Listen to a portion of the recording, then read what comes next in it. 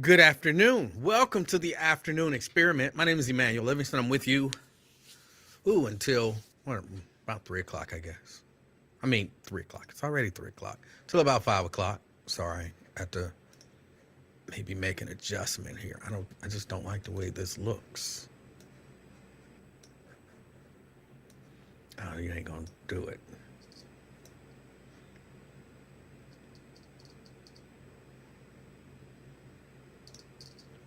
All right, I think I can live with that. Good afternoon. Welcome to the afternoon experiment. My name is Emanuel Livingston. I am with you until about 5 o'clock today. As usual, come on in and say hello. I do have a few things that I would like to discuss. But you know how I do before I do any of that. I welcome everybody to come on in and say hello to me, and I'll say hello to you. You tell me where you're checking me out from, and I'll announce it, I guess. I don't know. It's a little game we play. Let me see. We got Robert Willis. He was first. Robert Willis was first. What's up, Robert? Thank you for checking us out. Maria in the house. All right. Thank you for checking us out, Maria. YouTube coming in strong. Then third right out the gate was Preston. Preston says, good afternoon from Indian Hills. I don't think there's an S on Indian Hill. There's no S. Why would you put an S on there? It's like saying, hi, I'm from Cincinnati's. Why would I put an S on there? I'm from Avondale's. I'm from Evanston's. Why? I think you did it to irritate me. And it worked. Because there's absolutely no reason to put an S on Indian Hill. All right, I got to let it go. I let it go. Preston says it's autofill. You jerk.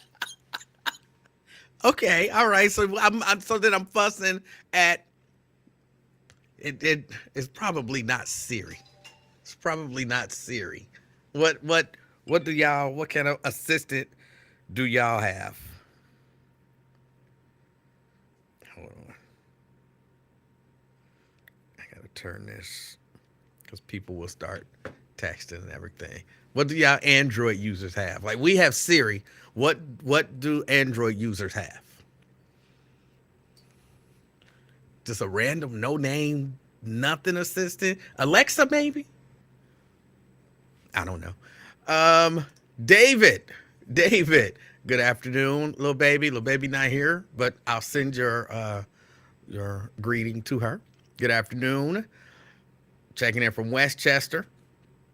Nick, says great afternoon, everyone. Checking in from beautiful Blue Ash.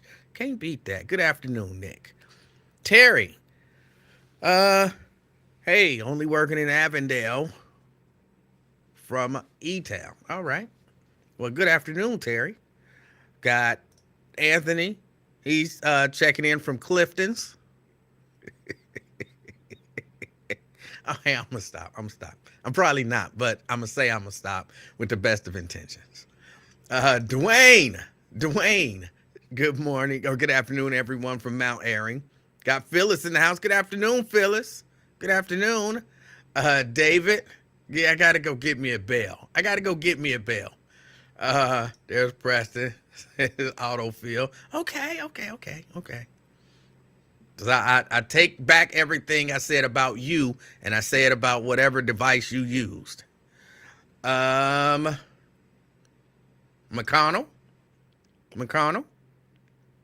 I like that, Mr. Rogers. Welcome to the neighborhood fleece you got on. That's just an old little thing. It ain't fleece, actually. I went outside this morning, headed to work, and I about came in and got a cold. Like, it's cold out. So that last week? What was that last week? When it was like 75 and sunny. It was either like Monday or Tuesday. And I went outside and hit the yard, edged everything up and all of that stuff. I knew we was coming up on them last days of warm weather. I knew it.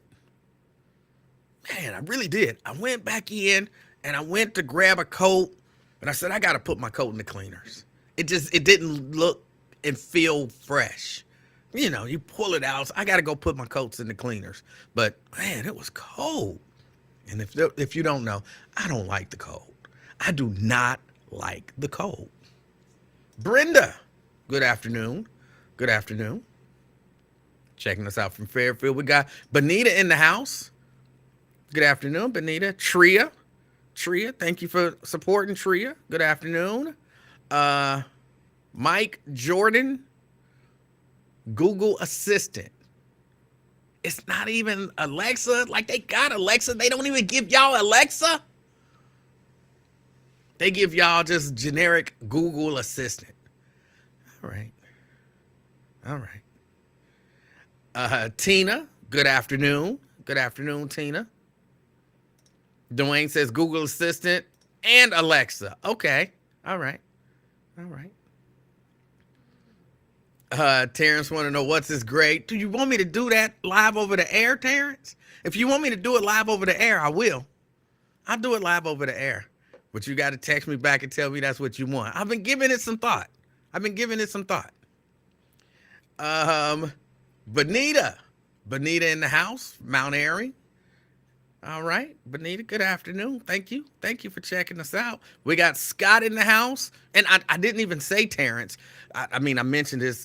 Good afternoon, Terrence, the celebrity. Y'all know I like when we have celebrities in the house. Good afternoon, Terrence, the celebrity. And by the way, did Lincoln win the Marconi? I don't know if anybody announced it, and I didn't check it out. Did Lincoln win the Marconi? I really do hope he wins it. I really do. That'd be a nice cherry on top for the year for him. He's had a really good year. So I would really like it if he wins it. Of course, even if he wins it, I'm going to mess with him and tell him he didn't deserve it. I don't have a choice. I would rather not do that, but I don't have a choice. See, Scott Bain, my man Scott, says he's on his way back to West Walnut Hills. Well, good afternoon, Scott. Thank you for checking me out. Karen, good afternoon. She's checking in from Westwood. Good afternoon, Karen. Brent, Dallas, Texas. Oh, checking in. Good afternoon, Brent. We got Reese Mooney in the house. Says joy and peace and love to all. You can't beat that. Who don't want joy, peace, and love? Except for some of these women out here. Diane says she's checking in from Covington. Well, good afternoon, and thank you for checking in. Steban, I'm not sure which, from Westwood. Good afternoon. Thank you for checking us out. Brent said, all we have to do is say, hey, Google. Okay. They're pretty much all the same. I could say, hey, Siri, but if I set my phone up that way, I don't want to set my phone up that way. Mary, checking us out from White Oak. Mary, thank you for checking us out and supporting. I appreciate it. Sabrina, checking us out from Kentucky. Thank you, Brini, for checking me out. We got Chelsea checking us out. A particularly special good afternoon to Eli. Oh, that reminds me of a little story. I had a rehearsal. I don't typically have a little baby on weekends. But her mama had to work. She asked me if I would keep an eye on her for a few hours. I told her, yeah, I would keep an eye on her, but I had a rehearsal. I had a band rehearsal. So I'm like, she got to go to the band rehearsal. I had warned her ahead of time. Said it's going to be loud. Because, actual drums and instruments and everything. She didn't really want to go. But, she didn't have no choice. She was with me. So she goes and she sits down. She's got her little phone and she's playing her little games. But then once the rehearsal started, like when the music first started, she looked up at me because it scared her. Startled her, not scared her. Startled her. I said, I told you it was going to be loud. She said, okay. She went back to playing her game. And by the time we got through the first verse of the first song, she had set the phone down. And she was just sitting there listening. And she was... So every time I would glance over at her, her big, bright eyes, and she had the biggest smile on her face, and she was giving me thumbs up. Yeah. So I guess she was enjoying herself. She enjoyed the rehearsal. She was there for probably about 30 minutes. The whole time she said she didn't mess with the phone, which y'all understand, for her to put her phone down, that means something special is going on. She put the phone down and she just sat there and listened. And then her mama called me and her mama said, she just been singing all night. Like she just singing. She just walk around the house singing. Say, I don't know what she's singing. I think she's making up songs, but she just been singing all night. I was like, well, good. Good. I hope the little baby sing. I've never heard her sing. When she was a little bitty baby and she used to sing like the duck song and all that stuff, but I've never heard her sing, but she seemed to enjoy herself. All that because she said Eli. McConnell hates winter. I hate the cold. I do love the snow. I know you can't have snow really unless it's cold, but I'll take snow, a good heavy snow, because I like sled riding. I like sledding.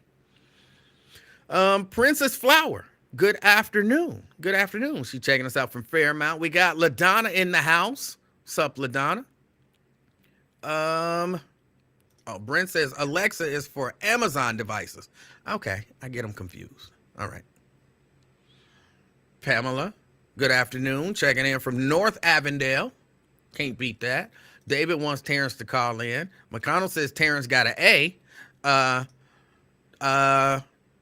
Terry, good afternoon from downtown. Odessa, good afternoon. Terrence says, I don't care if it's a bad grade, just be honest. All right. Well, let me say these hellos and then I'll give you the grade that I would give you, along with my compliments and critiques. Ross Reelman says, greetings, good brother, and anyone else whom I'm ever offended in any way possible. I truly apologize. All right, well, I respect that. Good afternoon, and I wish you the best, as always. Pamela says she looked on the Marconi site, didn't see Lincoln listed as a winner. Oh. But Ada wants to know, what was Terrence's grade today? David says A+. Terrence does not know if Lincoln won. Lincoln got cherries for lower back tattoos. What? Oh, boy. LaDonna downtown. All right, Anthony. Anthony checking us out. Says B-, Terrence. A couple more shows and a little more relaxation. You'll be in there, bro.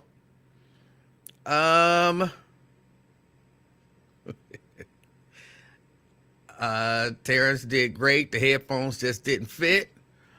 Regina says, good afternoon. Good afternoon, Regina. Thank you for checking us out. Janice says, I love spring, summer, fall, and winter. All praises. All right, I just don't like the cold. That's all I'm saying. I just don't like cold. Carolyn, good afternoon. Oh, and I didn't say good afternoon to Janice. Good afternoon, Janice. Carolyn, good afternoon. Thank you for checking out the show. Pamela gives Terrence a B+. All right. Why was your favorite director going in on you today, E? I don't know. Music's in the blood. It might be.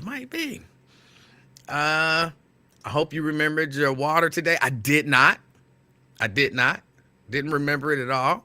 And I actually made a nice cup of ice water. It's upstairs. But it'll still be there when I get off. She said grandfather sounded good singing. She didn't say that. She probably wouldn't say that. She might say that to her mama, but she wouldn't say that to me. What is it about me? I don't know what it is. She won't give me a compliment. She'll tell her mama all of these complimentary things about me, and then her mama tell me, but she will not say it to me. I think it's funny. I enjoy it. Lasana says that's cute. Was I singing? Yes, I was singing. That's what I do in the band. Antonio says, "What's going on, family? What's going on?" Antonio, I'll call you Antonio. Why not? Because I want to say Lil Nick, but you Antonio, man. Valerie, peace and blessings. Daryl, how you gonna skip me? Did I skip you? I thought I said you. I'm sorry. Terrence, when I finish with the hellos, then I'm coming to you. I'm coming to you to give you your grade. I had to finish my sentences on here because some of y'all are childish like me. Terrence also did a Facebook Live, so that's an A. Yeah. Jack says, I checked in too, chump. All right. Why I gotta be all that? Logic Slayer, good afternoon. Checking us out from Gulf Manor. Shahara, checking us out from Bond Hill. Shahara will be happy tomorrow because Lincoln Ware will be back. If you anybody but Lincoln Ware, she don't like you. She is a Lincoln Ware head. Ain't nothing wrong with that. Ain't nothing wrong with it. She'll be happy tomorrow. LaDonna want to know what did T do? He hosted the Lincoln Ware show today.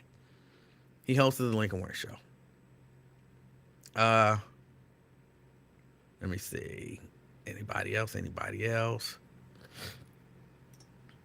Nate says, did y'all know I love the real Terrence Howard? Yes, it's true. So I didn't like how he saw that laughing hyena, oh my goodness, acting the fool in the comments, then trying to give him a call late into the show. You didn't need that negativity and foolishness. Oh, stop it. Leave that man alone. Leave that man alone. Did I hit the high notes? I don't hit high notes. Little baby will not give you a compliment because you are always messing with her. She already knows you. I think that's true. I actually don't mind when Lincoln Ware be gone. I like a change sometimes. Same here. I like Lincoln's show, but I like it when he be gone as well. I like to hear the different people filling in. Shahara says, I'm going to really need you to stop with the lies on me being a complete Lincoln lover.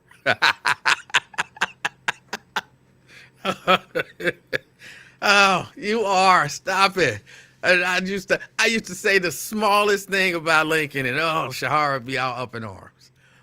What did you sing? A whole lot of songs. I'm in a couple bands. Actually, I think technically right now I'm in four bands. And so and I rehearse almost every night of the week. It's a lot of work. Nate says he tuned in late. He can't really give him a grade. Jack says Emanuel sings falsetto. I do a little falsetto here and there. All right. Here we go. Terrence. Shahara says she thinks Terrence did good today, especially since he actually showed his face. All right, Terrence. So you want a grade. Before I give Terrence a grade, if you haven't already given Terrence a grade and you had opportunity to listen to his show, give Terrence a grade. Just real quick. We'll take about 2 minutes, maybe 2 minutes, if that. Just type in a grade from F- to A+. From F- to A+. Give Terrence a grade. Give Terrence a grade. B plus. Carolyn says B plus. All right. From F minus to A plus. Give Terrence a grade. David says A plus. McConnell says A. B plus. B plus from Brenda. Tina says a B. B. Terry says A. All right. Yeah, just real quick, if you heard him, just give him a grade. If you didn't, don't worry about it. It's all right. Robert says an A. I'm sorry, I don't know if I saw you, Brenda. Brenda says B. See, on there it looks like a minus, but she said a B plus. Ross says an A plus. Or did I say A? For some reason, I can't tell on the chat going up and down the screen. I have to look at my own chat to see. A plus is what Ross said. Carolyn says A. Nick says an A. All right, any more? Any more? Steban says a B. Steban says a B. Any more? Veronica, hello. Benita says an A. Any more? Any more? Well, before I give him my grade, let me say this. First time that I saw you host, Lincoln Ware says, if I didn't give you a grade, I was hating. I don't understand the logic of that, but I don't want to hate on you. Here's what I would say. My critique or criticism, they tell me you start with the bad and then you move to the good. So my critique or my criticism would be, bro, I want to hear your thoughts and your opinions on things. I appreciate you reading the stories, and, sharing that information, but I want to hear your thoughts and opinions on the stories that you share. I want to know what do you think about that? And I want to know, because I don't necessarily just want you to talk about that individual story. If there's a larger tie-in just with some cultural whatever, or, some societal whatever, some lifestyle issue, I want to hear your take and how that ties in. I want to know, like when you were talking about Drake and you were saying nobody wanted to call about Drake, but you didn't give me a reason to call about Drake. You told me Drake is, tied Michael Jackson, but you didn't say, but I think Michael Jackson would have killed it in a different era. Or if you did, I had to step away here and there. You didn't initially say that when you brought it up. You didn't say, I don't think, because he's not, whatever you think. I didn't hear it. So I don't know whether I agree with you or whether I disagree with you, because I don't know what you think. And I think sometimes, in particular in talk radio, people want to hear what you think. And if they agree with you, they might call in just to say, I agree with you. Or, I kind of agree with you, but with this caveat. Or they want to disagree and say, I disagree with you and here's why. And, bounce their ideas off of you. So, I don't think that you did enough of that. I want to know, what does the real Terrence Howard think about everything? When Pharaoh called in and said no Halloween, I wanted to know your thoughts on Halloween. Should we be celebrating Halloween? Should we save our money from buying the candy and use it to pay off our credit card bills? I wanted to know, what does Terrence think about this? And then let me call in and, discuss that with Terrence. Let me agree with Terrence. Let me disagree with Terrence. Let me back Terrence up. Let me, whatever. So that's that. I think, and I'm not the best person for this, but I'm giving you some criticisms. I think Some of them people you let talk too long. Again, I'm not the best person because I do it too. But for some of them people, I think you let them talk too long. When either one of the slow ones, Rick Jr. or Bill, or it's another one that's particularly slow speaking, slow thinking, just slow energy, everything about them. And you just let them go and go and go and go. And they ain't saying nothing. Like literally, what the hell was Bill talking about? You know what I'm saying? Just talking about the Sunday Soul Classics for what felt like 5 minutes. Like, get him off there. Stuff like that. But again, I'm guilty of that myself. I'm guilty of getting into the callers and, wanting to hear what they got to say and wanting them to make their point. So I understand it. But if I, had to give you any sort of a critique, which I feel like I have to, if you're asking for a grade, I would maybe do that a little different. That's really about all I can think. Well, no, I would say you hit us with maybe a little too many stories at the beginning. Maybe with a few too many stories at the beginning. Like it felt like you just, for 15, 20 minutes, it felt like you just read story after story after story after story after story. And you like literally read the story.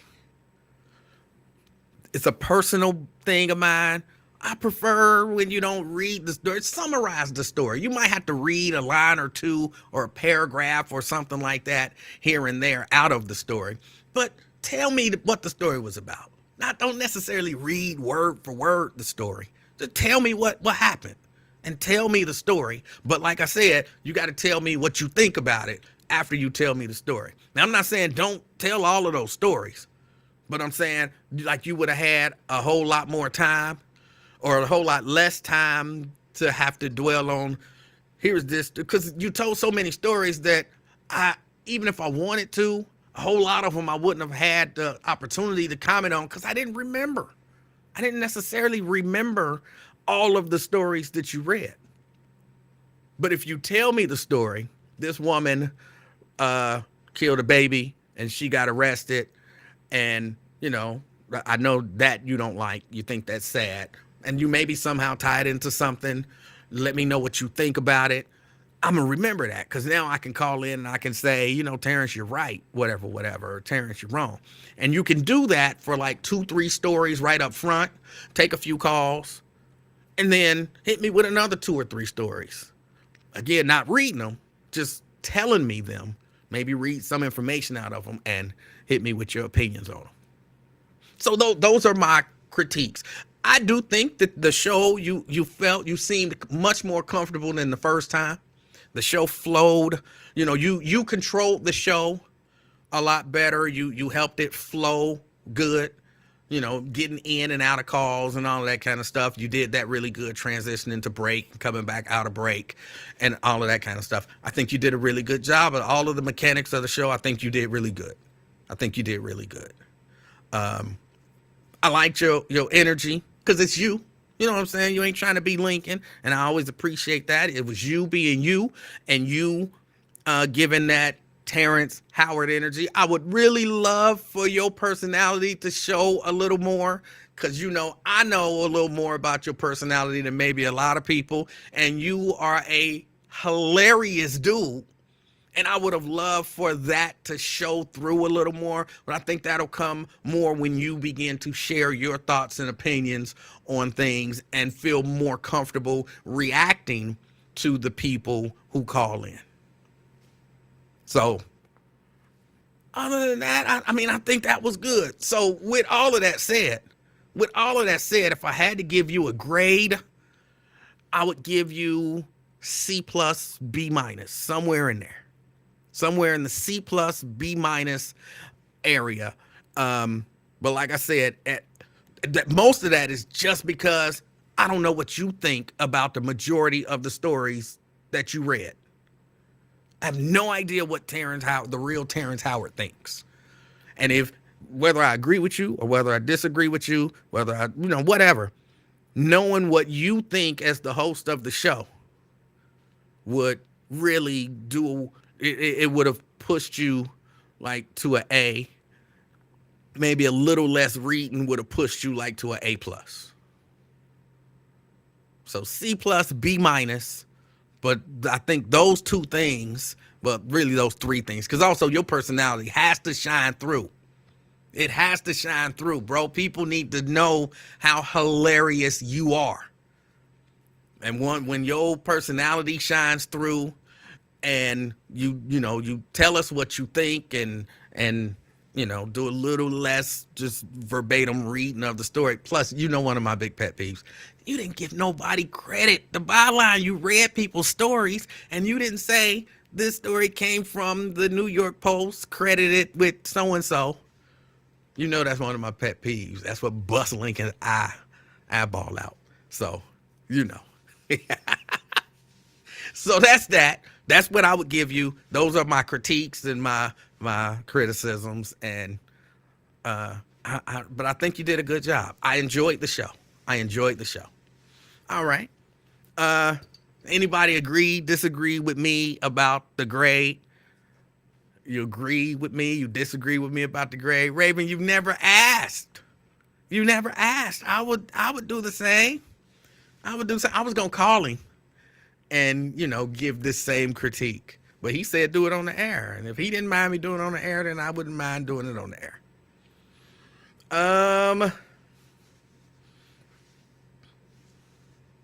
Tara says he did credit some of the news stories. Okay, and again, I was in and out because I was at work.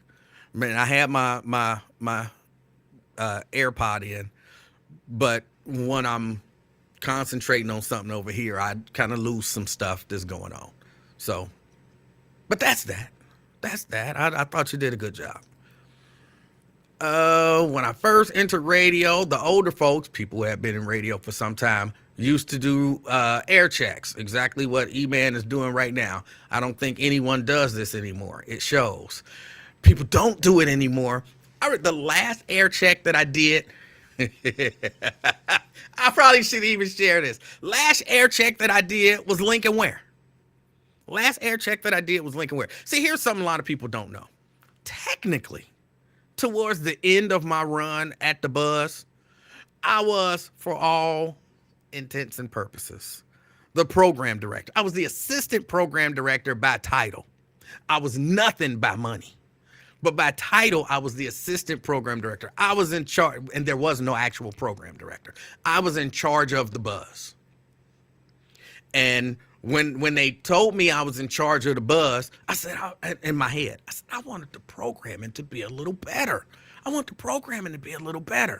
I think we can all improve.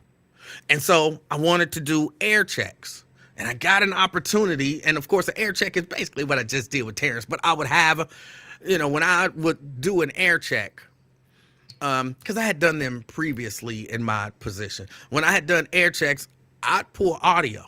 So if I'm telling you, this is what you did, I would have audio of you doing it so you could hear it. And then, I'd share my thoughts on it. And then, we'd go on to the next thing. And I would always start with the bad, just whatever. I would always start with the bad, and I would play all of this stuff. And then I would go to the good, and I would play the good stuff you did. And we'd talk about it. And, just like, oh, I agree with you on this, but here's the reason why I'm doing that. And, whatever. And I went to do an air check with Mr. Lincoln Ware. Because, again, technically, I was his supervisor. Towards the end of me being there, technically, I was his supervisor. I don't really share that a lot with people. But I went to do an air check with Lincoln. He got up and stormed out the room. He went and told on me. He literally went and told on me. He did not like the idea of an air check. He went and told on me, and they told me, don't air check Lincoln. What? How does he get better? And they like, just don't do it. Just don't do it. And the kind of the consensus was like, bro, he old. He ain't gonna do nothing different. It don't matter what, if you right, he ain't gonna change. If you wrong, he ain't gonna do nothing. Just why even go through the hassle? Just don't even do it. Just let him do what he do. And I'm like, but and I was showing them the notes, and they like, and those are fine notes, and quiet as kept, we agree. But he not gonna change. It's really just a waste of time. So I was like, all right, I won't do it. So I did like one air check, well, 1/8 of an air check, and that was it. That was it. That was the end of it. And never did another air check with him. Uh, but again, I enjoyed the show. Everything that all I heard, I enjoyed the show. I enjoyed the show. And anytime.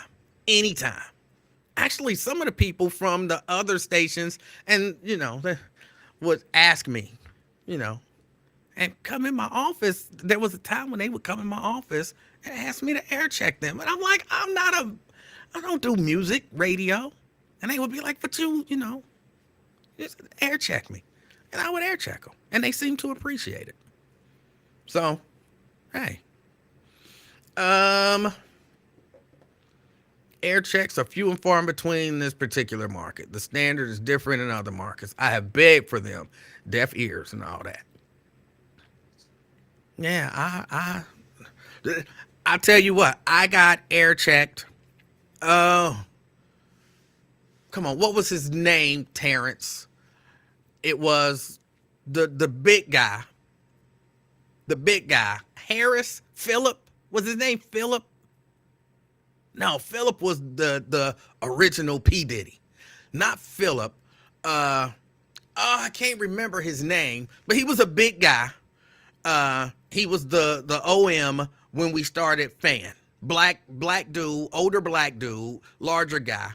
And he was the operations manager when we started Fan. What was his name? But I won't wait to share the story until he does that. He air checked me, and it was brutal. It was absolutely brutal. It was one of my first talk shows. I was filling in for Lincoln. Steve Harris, thank you, Terrence. I was filling in for Lincoln, and he said, hey, come on, we're gonna do an air check. And I felt good about the show. Like, I felt good about the show. And he brought me in there, and he tore that show apart piece by piece by piece.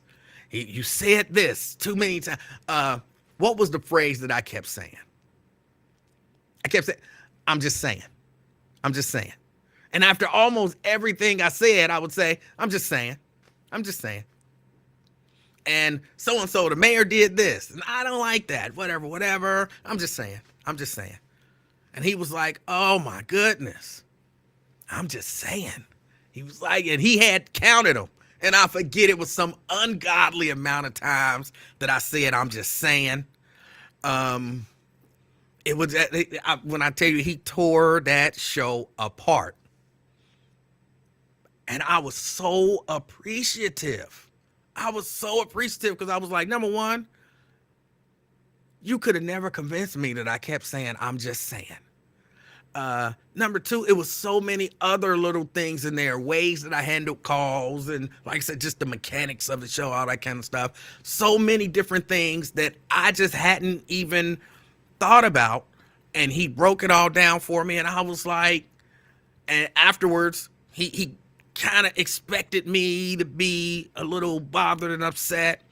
And I was like, I'm not upset at all. Like, I appreciate it. This gives me an opportunity to get better.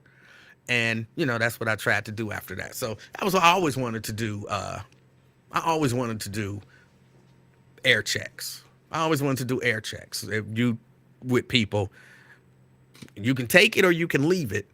But feedback is always a good thing. It's always a good thing.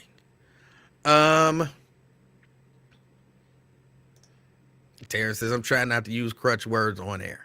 And it's difficult to do. It is difficult to do. Feedback can be a gift. Yes. Randall Wyatt says, I heard Terrence for a little while today. I thought he did good. Live shows are really tough to do. Yes, they are. Yes, they are. Steve Harris was a good dude. Yes, he was. Yes, he was. I always appreciated Steve Harris, even when he suspended me. Yes, he suspended me. 2 weeks. Suspended me. I won't say what I did. I don't think I deserved it, but he thought I deserved it, and so he suspended me for 2 weeks. And I wasn't really mad at him. Speaking of resting in peace, thank y'all all for the prayers for my friend. His name was Sterling Jackson. Sterling Jackson. Sterling Jackson was a good dude, but he had my understanding is he had a heart attack, and he didn't recover, so he passed away, and I'm still really sad about that. Sterling Jackson was a member of a church that I used to go to, and I used to do sound at that church. And I'm going to call him like the administrator, even though I don't think that was his official title. And I used to work with Sterling. And I was going to this church. And Sterling was kind of searching for something. And he said, and I invited him out to church a few times. And he didn't make it. He didn't make it. And then one Sunday he came. And after that Sunday, I can't say he never missed a Sunday, but he was a member of that church. And that was what, 23, 24, 25 years ago, something like that. Probably about 23, 24 years ago. And he was a member of that church, and he became a minister. And he was really serious about being saved. Whether you agree or like it or whatever, like how some of y'all be like, oh, you're a hypocrite. Because I might say stuff that maybe you think a Christian shouldn't say, and I might do stuff that maybe a Christian shouldn't do. I never saw any of that from Sterling. Never saw any of that from Sterling. Like, he was serious about it. Like, serious about it. He wanted to live in a way where he felt like God would be pleased. And if you ask me, he probably was. But most of my interactions with him after me leaving that job and leaving that church if something goes wrong with their sound system, they call me. And I without hesitation, I go. But one of my favorite things about going was always, I knew Sterling was going to be there. He was the one who always reached out to me. And I would meet him over there. It would usually take 10 minutes, maybe, to fix whatever the problem was. It was a lot of little simple issues. Take me about 10 minutes. And then we'd spend the next 3 or 4 hours just sitting down, chatting and catching up and laughing and just having fun. And I always appreciated the brother. I appreciated the time that I spent with him and talking to him and laughing with him. And, he would call me from time to time, but not on a regular basis. From time to time, he'd call me. But usually it was, if something went wrong with the sound system, he'd call me. I'd go out there, I'd fix it. And then we'd just chat for hours. Like, even if he was like, oh, I got something to do real quick. So, as soon as you finish this, I got to get out of there. And I'd be like, all right. And then boom, boom, boom, knock it out. And 3 hours later, we are still either sitting in the church or standing in the parking lot, just talking and laughing. He was a good dude. I'm going to really miss Sterling. I appreciate everybody's prayers. And I guess that's that. And he was a big supporter of the show. He never, chatted or anything. I think I might have seen like one comment from him in the history of even when I was on the radio. Might have seen one comment from him, but he could tell me almost everything that I said word for word on the show almost every day. So he was a big supporter of the show. I appreciated that, brother. And he's going to be missed. I just say now, if you would just pray for his family. He's got a young daughter. He's got a little grandbaby that he was so loving spending time with that little grandbaby. I think we spent an hour talking about our grandbabies one day. So yeah,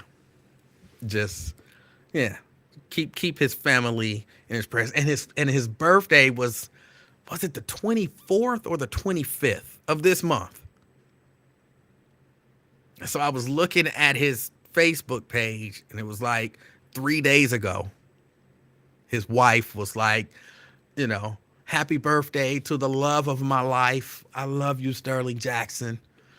And then 3 days later, she's like, pray for me because I just lost the love of my life. So pray for his family. Pray for his family for their strength. And yeah, he called me, and when he was getting married, and he said, I need you to sing at my wedding. I'm like, why do you want me to sing at your wedding? He like, bro, you don't get me no gift. Don't do no nothing. My gift is going to be you singing at my wedding. And so I sang at his wedding. So I'm praying for his family, his sons, his daughters, his sisters and brothers, and countless friends. All right, now let's get to some actual conversation. Kind of got a few things that I want to discuss today. I actually made a list of things. What song did I sing at his wedding? Oh, what is that song? And that's the crazy thing. It was a song that I didn't know.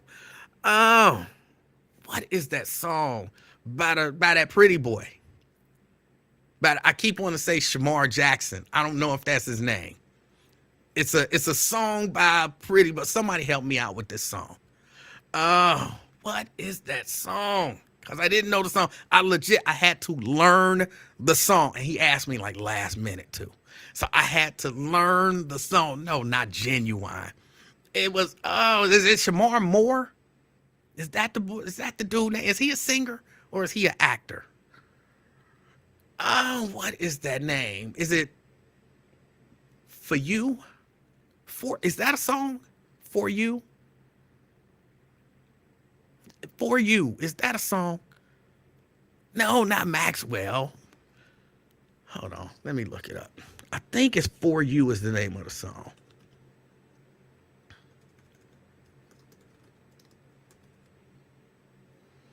It's a song.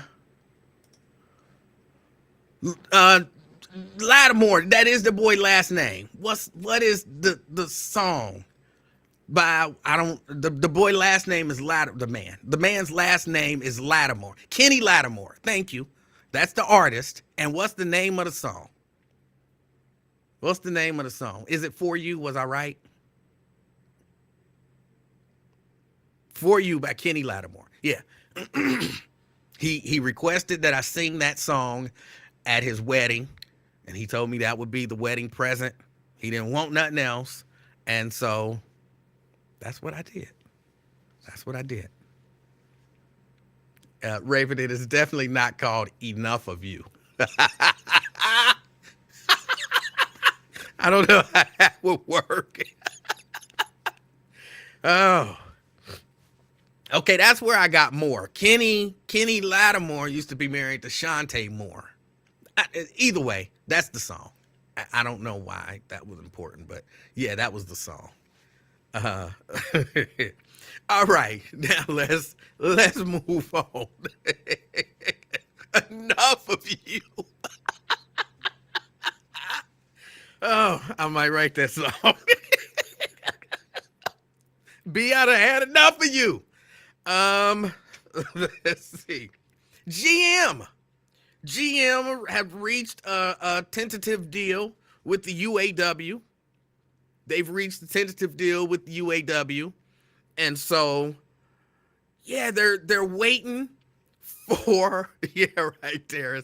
Enough of You is the divorce song. They're waiting for, is it ratification? I don't know if it's ratification. They're waiting on the rest of the union to go ahead and vote to make the agreement a done deal. I don't have any of the details. They say, that they're probably reporting like 25% raise over the next 4 years.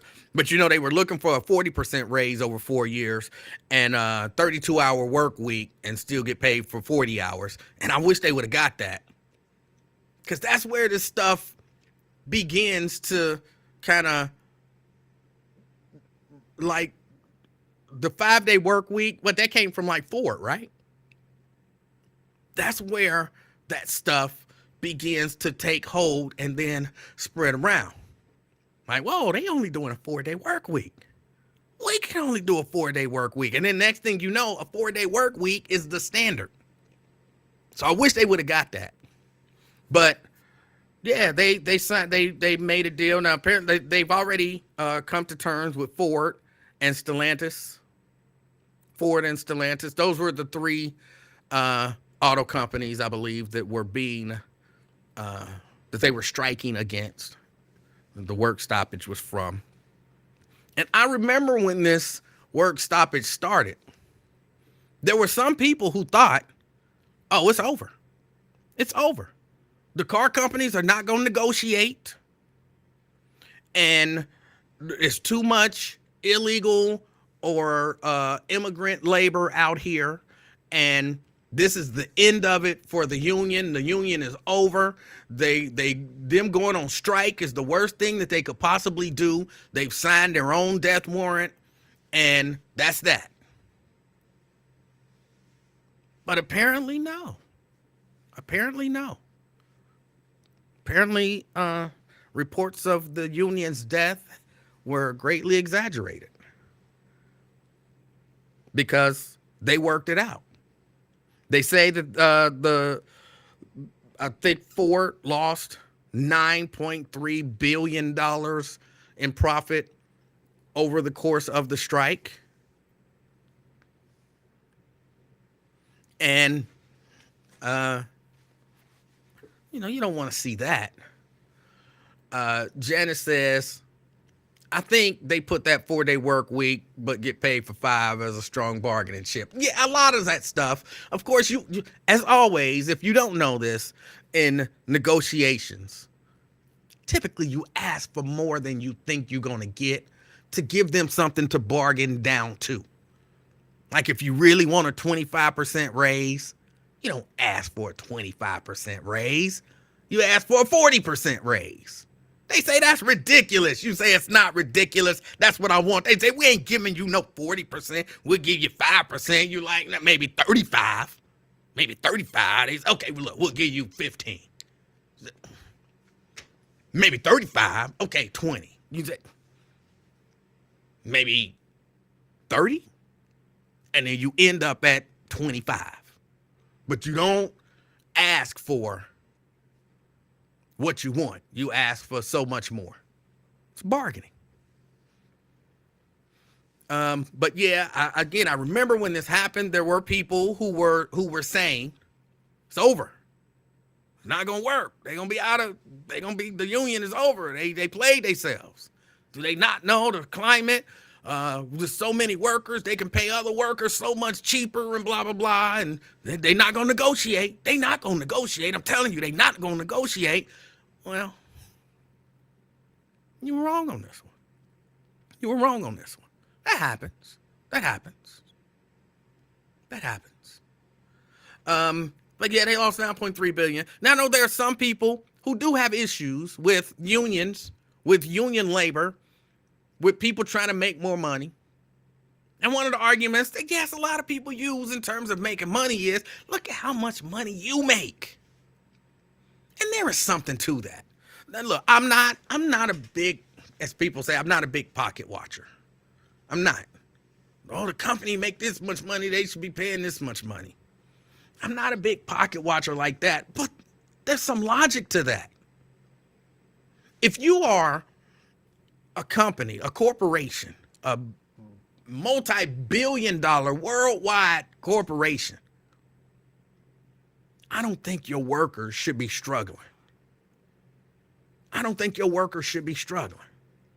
Because then it's not even a matter of we can't afford to pay you more. That does become a matter of, well, I'm greedy. I just want to make more. So if I pay you less, then I make more.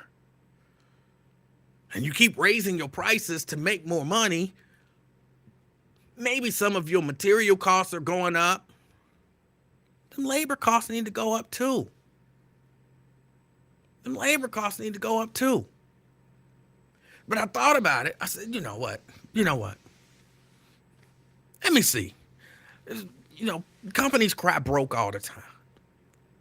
And people love to defend the man on top. People go hard for the man on top as if, he's struggling. I don't know how much the CEOs make, Sierra. I didn't actually look into that. I'm certain it's a lot. But I looked into how much profit the company made. Now, maybe they don't determine profit the way that I think of profit. I don't work for a corporation. I'm just some dude, right? But if you tell me, Emanuel, you got to sell some t-shirts. All right, I can sell some t-shirts, and you got to make a profit. All right. And I buy the t-shirt for $10. And I sell the t-shirt for $20. Profit there is, taking nothing else into effect, $10. That means my costs, I subtract that from the final number that I got. And then there go my profits. So the way I'm looking at it, you subtracting costs, labor, materials, advertising, marketing, all of that. You subtracting all of those costs. And that's how you come up with a profit. Now, if I'm wrong, somebody tell me I'm wrong. Somebody tell me that's not the way they come up with profits, and then teach me. Somebody tell me. But I think that's the way you come up with profit. Well, I looked it up. And these were the best numbers that I could find.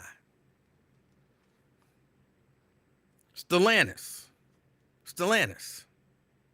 in 2022 made $17.9 billion in profit. That don't mean they only made that in profit after they subtract all their other costs and they look at all the money that's left. $17.9 billion in profit. How you making $17.9 billion and crying broke? Because that's profit.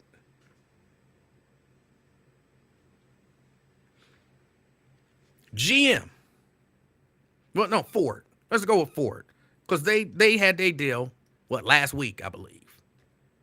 Ford, $25.509 billion year to date as of June 30th of 2023. So from June to June. From June 2022 to June 2023. $25.509 billion in profit.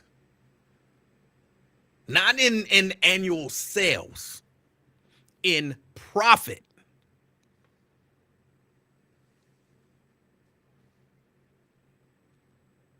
GM, they were the last ones. They held out. 2022, $21.831 billion in profit. I don't think you can cry broke when you're making $17 to $25 billion in profit. And right, Mary, and then I say, I want a raise, and you're like, oh, we can't afford it. What you mean you can't afford it? What you mean you can't afford it? You just made $25.5 billion in profit, and you can't afford it?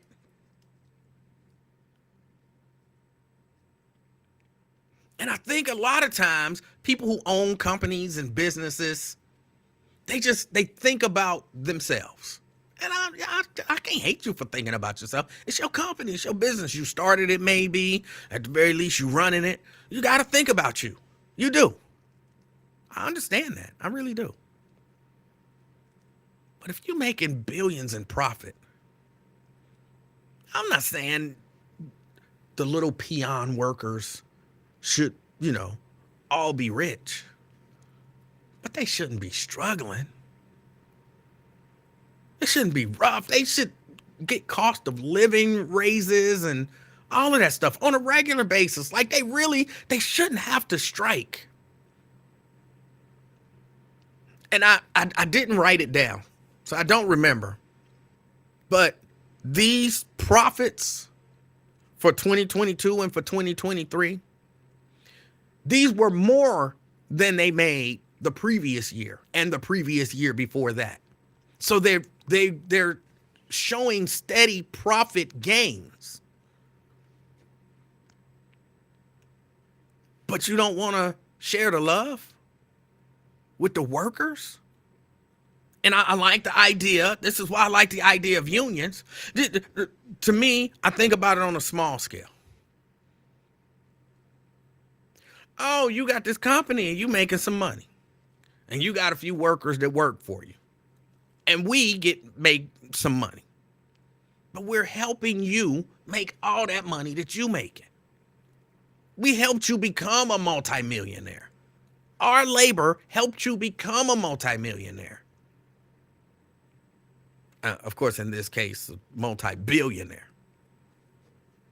Our labor helped you become that. Well, oh, you don't think so? Y'all remember that restaurant? I can't remember what it was. It was a restaurant, and he made some sort of a political statement that his workers didn't agree with. They left. They quit. That's like, oh, you think you can do this by yourself? All right, we all out. Now what you got? Well, he had to close the restaurant and go look for some workers. And that's kind of a small scale version of this. That's what organizing gives you the power to do. Organizing gives you the power to say, okay, well, guess what? We're going to stop working. Let's see what happens. And then they look up, and now they done lost $9.3 billion. And they're looking at, we made $21.831 billion in profit last year. We've lost $9.3 billion over these past, 6-8 weeks or whatever it was. Yeah, we could just go ahead and pay them some money. Because if we would have just probably what is going to end up costing the union over the next 4 years, maybe, additional, probably won't be $9.3 billion. But we'll lose $9.3 billion to not have to pay you, I'm going to just say half of that, $4.7 billion. We'd rather lose 9.3 than to pay you 4.7. I don't know if those are the numbers here. I'm just using that as an example. Because some people get so stubborn. I get it. It takes a lot to run a company and, especially a multi-billion-dollar global juggernaut. But you still got to think of the little man. And by the little man, I'm not talking about me.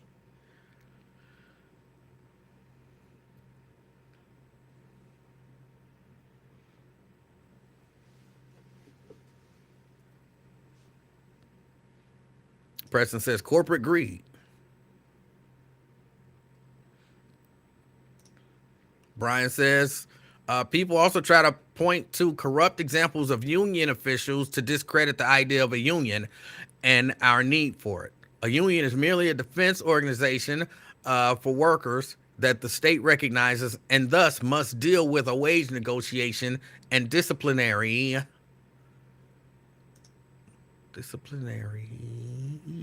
matters.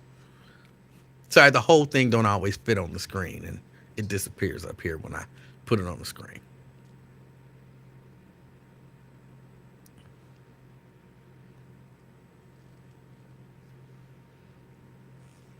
But yeah, so I like the idea that UAW defied some of the naysayers' predictions.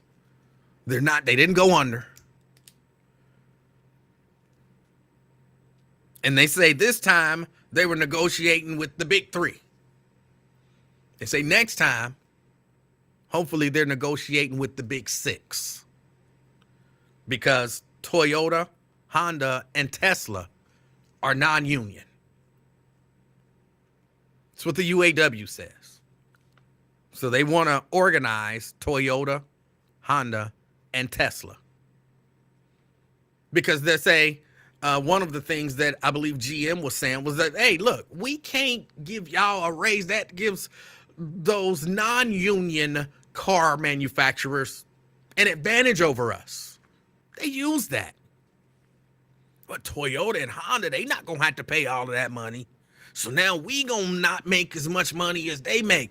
And how you say that when you're making $25 billion in profit?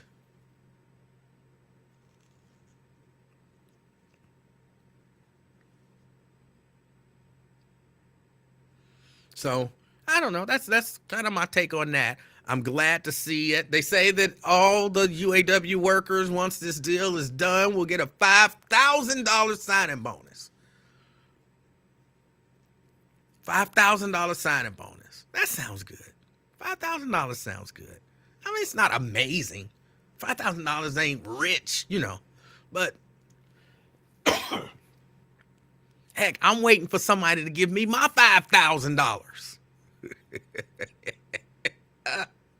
I'm waiting for somebody to give me my $5,000. When I get my $5,000, I'm going to feel rich. When this person pay me my $5,000 that I won fair and square,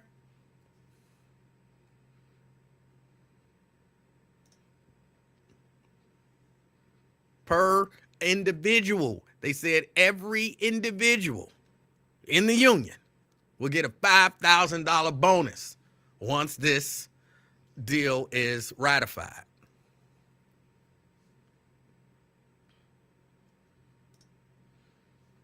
Janice says the strike also showed when everyone goes out together, the strike will be over sooner. Numbers matter. The same applies to voting.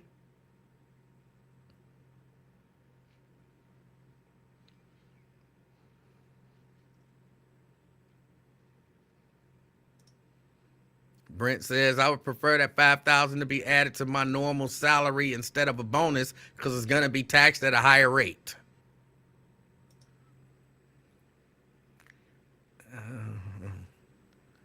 I'm not too sure about that.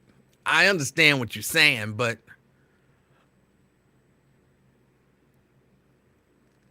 at least the way that I file taxes, I don't like on each individual check. If they gave me a $5,000 bonus, then yeah, they would withhold more of that. But at the end of the year, when you add it all together, if they took out, I end up at a certain income level, which puts me in a certain tax bracket, which then I look at the amount of taxes that have been withheld.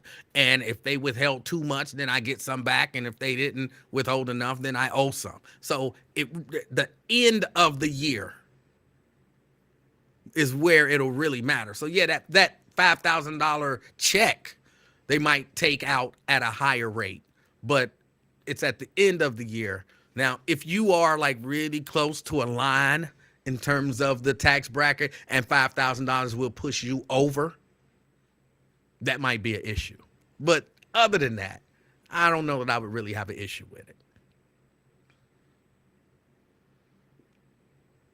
But I understand what you're saying. Pat says she's happy that Ford settled. She's got a granddaughter who works there. All right. So, all right, that's it. That's all I got for those. 513-717-5464. That's the number to call in if you'd like to discuss. I'm happy for the union. I'm a union guy. I support unions. I support people standing together. What else? Matthew Perry, he's dead at the age of 54. That's sad for his family and friends, I'm sure, and fans. Now, I'll be honest, I never watched a single episode of Friends. I knew who he was just because I know Friends was very popular, and when they said Matthew Perry, I'm like, I know who Matthew Perry is. And, I when someone lose their life, I really think more about their relatives who are still here. And so my sadness is for those people because they experience a loss. So I'm sad for his family and his friends. Sad for his family and his friends. That's it. That's all I got about Matthew Perry. I got nothing else. I didn't watch him. I never, like, legit, I never saw a single episode of Friends. Everything I know about Friends is from watching stuff about Friends, but never actually watching Friends. Not one time. I didn't watch a single episode of Friends. Not, like, oh, I'm not gonna watch Friends against Friends. It just, I think I sat down and tried to watch an episode, and I might have got through 2, 3 scenes, and I was like, yeah, no, this ain't for me. Yeah, this ain't for me.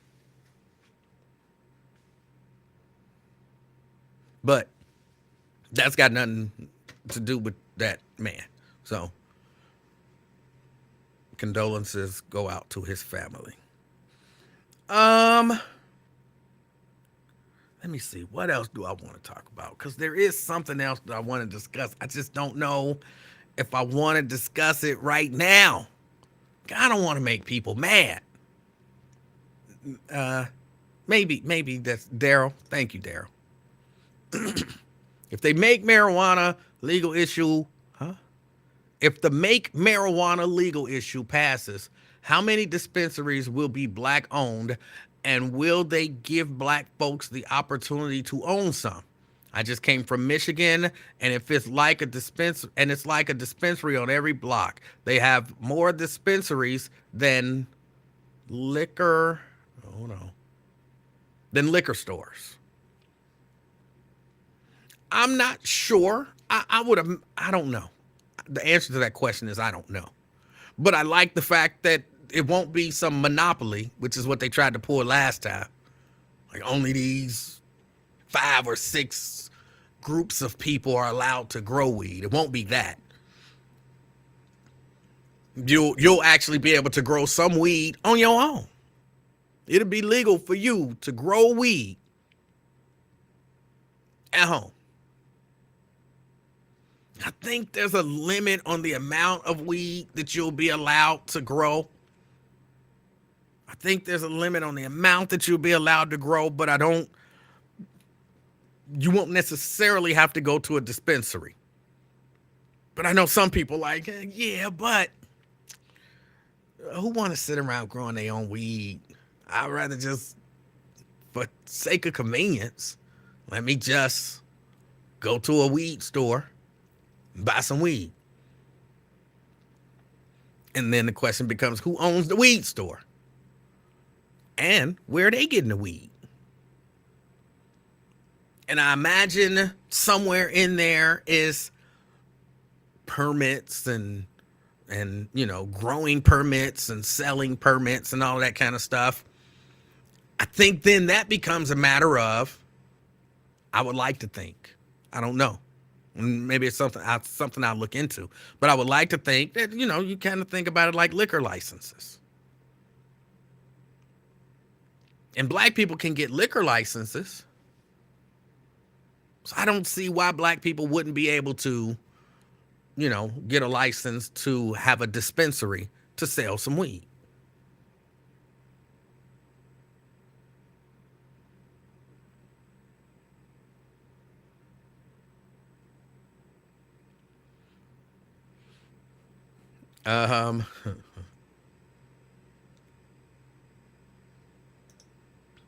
Shahara, I'm so hurt about it. I loved me some Matthew Perry.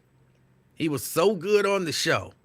And he seemed to really be overcoming and addressing his demons and sharing his story about it, inspiring others. But I suspect his addiction is what caused this. But this hasn't been confirmed. All right. Daryl wants in on owning a dispensary. Okay.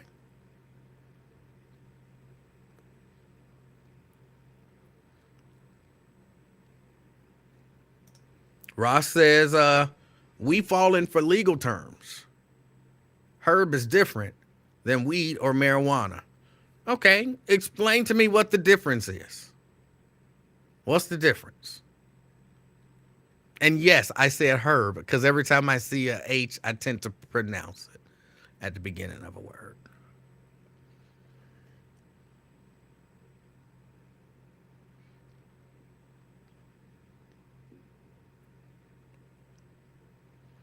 Hold on, I'm scrolling through.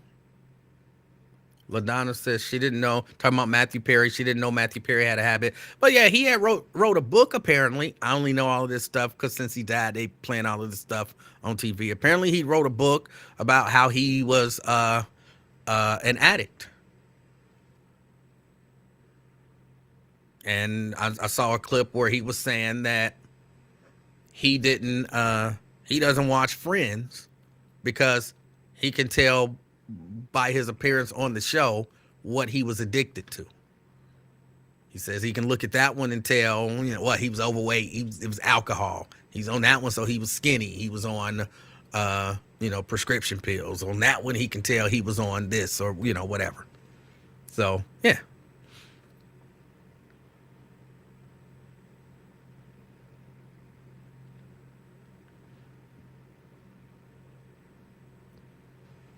Ross talking about herb.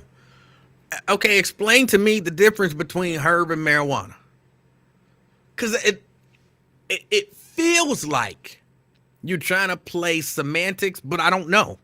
Because I'm not all of that into herb and all that kind of stuff. So I know back in the day, they used to call weed herb.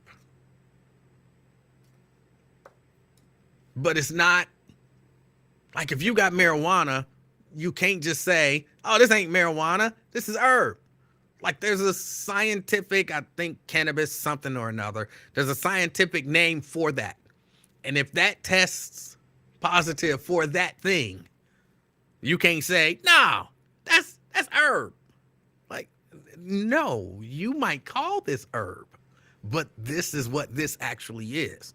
So I'm trying to understand the difference.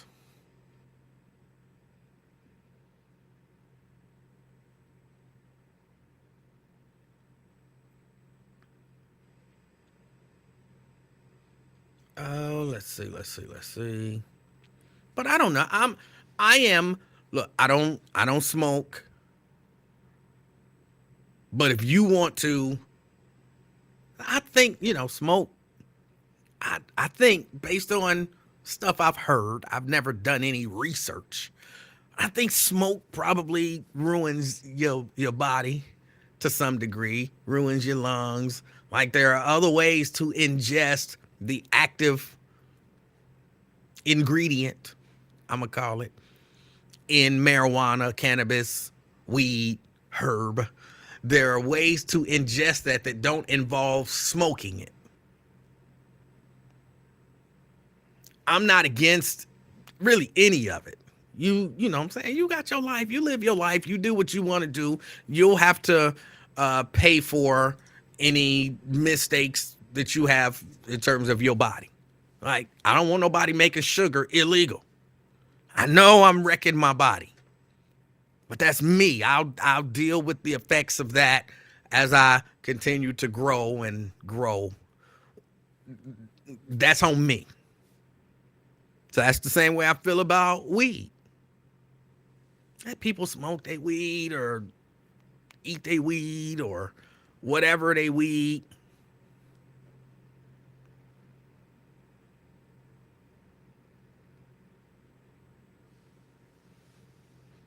CK, you silly. Of course, CK, you can call in as always, 513-717-5464.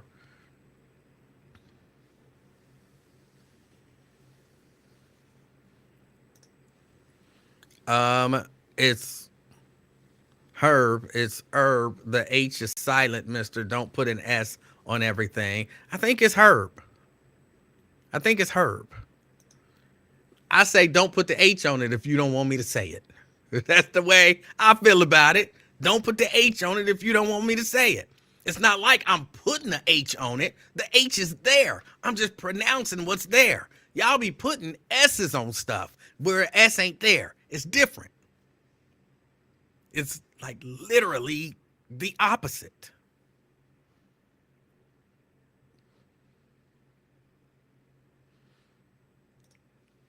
Um, Edibles are stronger than inhaling weed smoke. Okay. Didn't know that.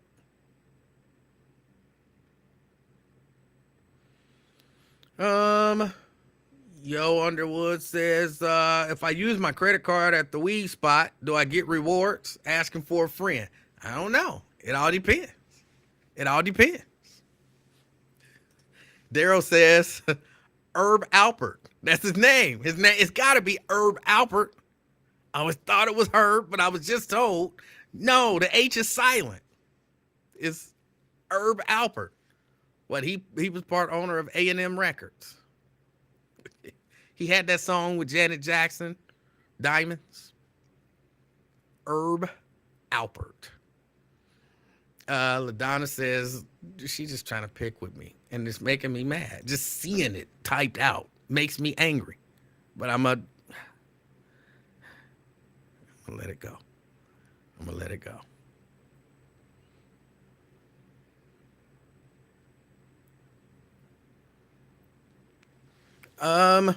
Oh, you know what? I went to the bank today, and I didn't know that there are certain banks that are doing this. Some banks don't have tellers anymore. Like, there are no tellers, and where you walk up and deposit some money or withdraw some money or, whatever. There's some banks that don't have that anymore. Like, I walked into the bank and I was like, I need to make a deposit. And dude was like, yeah, the ATM is right there.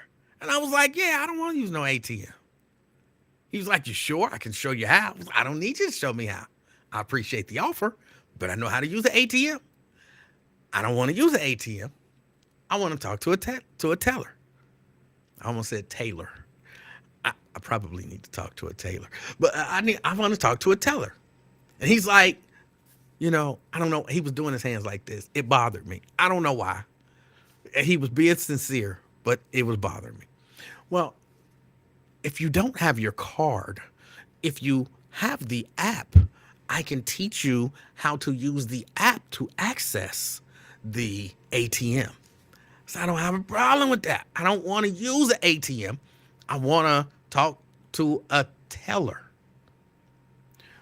Well, we are really trying to dissuade people from moving in that direction. I said, do you have any tellers here? I'm sorry, but we don't. Like, you don't have any tellers? Like, I see people.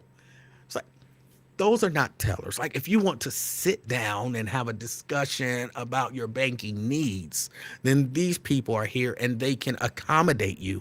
But we don't have tellers at this location, and we actually encourage people to just use the ATM. I was like, I know, I understand that. I don't want to use the ATM. I said, I'll just go to a branch that has actual tellers. Hey, I would really like to discourage you from doing that, because you're going to have to go and you'll end up waiting in a line. And by the time that you do all of that, you could have just handled all of your business at the ATM. And I don't want, what part of I don't want to use the ATM do you not understand? Now, okay, I get it. Y'all can't take my check here and deposit it into my account. I understand that. That's cool. But you're not going to force me to use the ATM. No, but if you use, like, if you don't have your card, then if you use the app, then what you can do is you can set the app, and the app will give you a code that you put into the ATM. The code will be good for 30 minutes. So then you can come and you can put the code into the ATM machine, and you can do all of your business that way. I'm like, why are you pushing me to the ATM? Bro, I don't want to use the ATM. Okay, y'all don't have no tellers. I'm just go to a different branch. I really encourage you not to do that. I'm like, hold on, y'all got cameras on me, and I'm like, you putting this on some hidden camera show? What the hell? So I was like, well, I appreciate it. I appreciate your offer of help, but I think I'm just going to go to a different branch. And I start to leave. And he's like, but you know, by the time you get to another branch, you could have been done with all of your business at the ATM and just go home and kick your feet up. And I'm like, no, I'm cool, but I appreciate it. I turn and start walking back out. And he's like, are you sure you want to do that? Do you know where the branches are? Do you know where the closest branch with a teller is? Because what if you go to another branch and they don't have a teller? Then you'll be in the same situation. Like, what? Bruh, it's a branch right up the street from my house. I was out here. I never been here, clearly. I didn't know. I'm good. I know they got tellers at my branch. Are you sure you want to take that? All right, peace. I'm out. And I left. I was like, what in the world is going on? He was serious in the mug, like just use the ATM. I'm like, what is going on? Is this what they doing now? Is this what they doing now? I had never seen that before. Of course, I'd never experienced it, but I had never seen that now. I mean, before.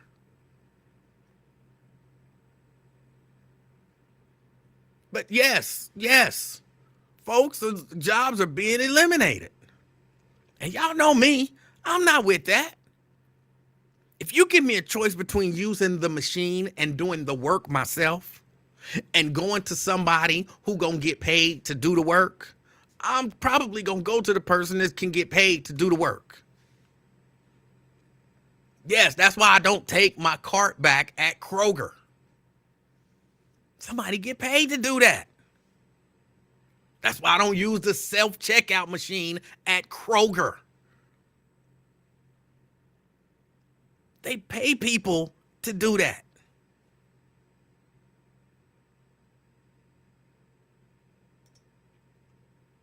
Vicky says PNC Bank on 7th and Vine doesn't have a teller. Really? That used to be my bank. I didn't know that. Machines are taking over. Yeah, I didn't know that. I didn't know that. But I went to my location, walked up with my checks. I endorsed them. She was like, I need to see some ID. There's my ID. She did everything. I'm like, thank you. There's something about the human interaction. And if I would have had any questions or any issues, there's just something about that. And that's right, Sierra. I am not your employee. I didn't go to teller school.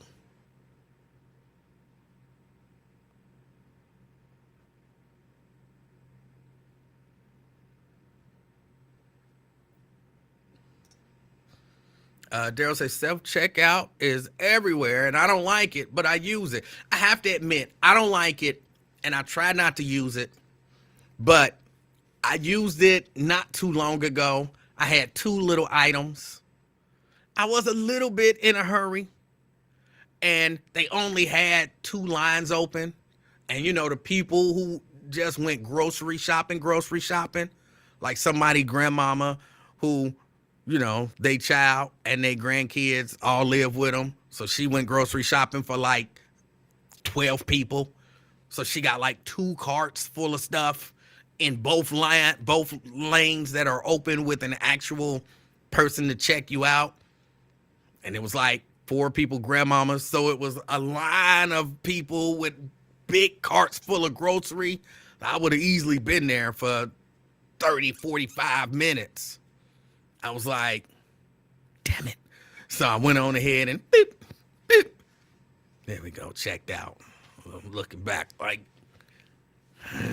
where's my vest? You know what I'm saying? I just worked for y'all. I need a vest with my name on it. Or a vest and a little pin-on thing with my name on it. I'm an employee now.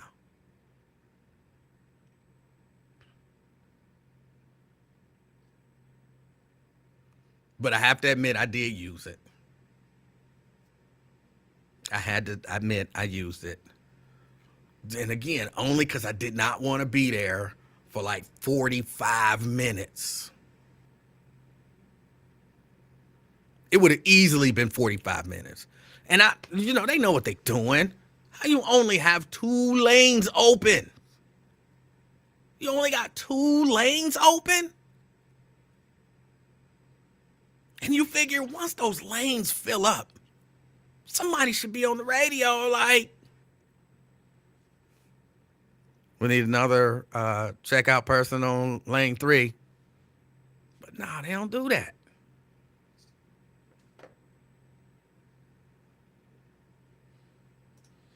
Yeah, they didn't give me no discount, Anthony. I deserved a discount. I worked. You know what I'm saying? Where's my 1099 or my W-2? Something. I worked for you. If you add up all of the hours that I stand there checking, or not me, but did y'all stand there checking yourselves out? Y'all got a part-time job by the end of the year.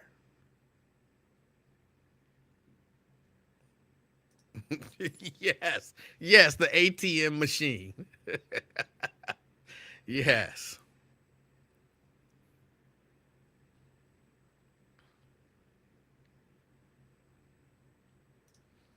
40 people. No, it was like 4 people in each of the 2 lines, but they all had like grocery carts full of grocery, like how people do when they go grocery shopping, how old ladies do when they go grocery shopping. Because this is really the only people that I see do it.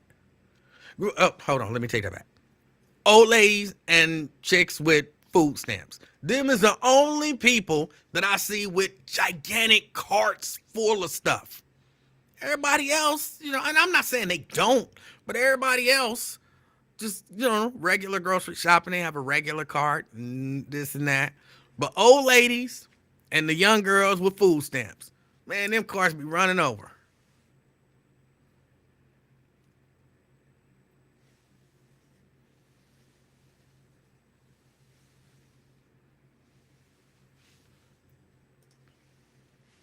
Nate says, I think we lost the battle. It started with self-serve gas stations. At least that's the first place I saw making us do the work. For some reason, and I guess it's because I grew up in the era of self-serve gas stations, for some reason I don't feel the same way about the gas station. I probably should. Well, here's what I say. There was, and I don't know if it's still, I don't think it's still full service. Over there in Norwood, I don't know the name of none of those streets, but like if you going to get on 275, there's that little gas station that sit right there. That used to be full serve. Not too many years ago. A few years ago. That was full serve. Anybody know what I'm talking about? That little gas station over there, is it still full serve or did they change it? Ron says it's no longer full serve. But I used to go over there because it was full serve. But I had to be honest. I felt a little funny about having somebody else pump my gas, which is really just showed the training. They had me trained. Hold on, let me go to the phone. CK. Hey, how you doing, Mr. Livingston? Hey, how you doing? Praise the Lord, man. Good God, you been outside today? I have. It's cold. Oh, colder than a fat girl with no drawers out there, ain't it? Jesus. I wouldn't know Man. about that. Yeah, I talked to one. She ain't have no drawers on. She said she's freezing. Okay, I'll take your word for it on that. I don't know. Oh my God! Did you see Matthew Perry? We lost Matthew Perry. We lost Matthew Perry?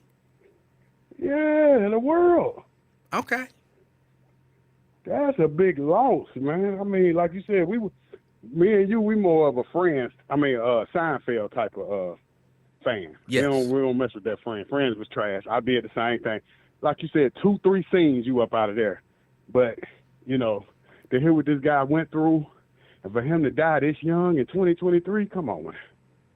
Come on. Well, I mean, it's sad, a 54-year-old person, I guess, drowning in a hot tub. Damn.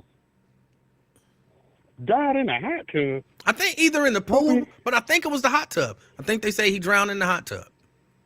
I hope he had some chicks with him. I would imagine if he had chicks with him, they would have not let him drown. But that shit, your boy died like that. You know, the one, the brother that was giving all the woman advice. He died like that. Samuel. No, he didn't drown in no hot tub. But he died with a woman right there with him. Well, yeah, he had a heart attack, you know, and sometimes, and apparently the woman who was allegedly the woman that was with him was a nurse, and she tried to, you know, help him. Yeah, you know what that means. She slipped him that Mickey. Get him up out of here. She was working for her, the real women. That is not what that means. Hey, man. But, you know, my prayers go out to that man. You know, I hate that he had to die like that. Yeah. But I thought you was talking about the PNC on 7th. That ain't the one you was at. That's the one I went to a month ago, Livingston. No, I was not. I didn't even know PNC did that. I was talking about a different organization. Man, I go in there, man. Listen, I walk in there butt naked. I ain't have no money on me, right? Next thing you know, the manager come up, oh, yeah, we don't have tellers. I was like, what? Yeah. Try to shoot me that little song and dance he hit you with.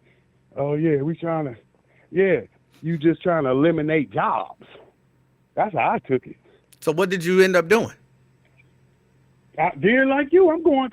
Like you said, we need a person. I'm not dealing with no computerized bank. But your situation was more, I went in there butt naked. See, you just was trying to cash a check. I ain't have nothing. Well, not cash it, just deposit it. There it is. So like you said, rule number 1, mama told you that back in 1986. Never deposit no check in no ATM. Well, hold on. Now, let me, I deposit checks in the ATM all the time.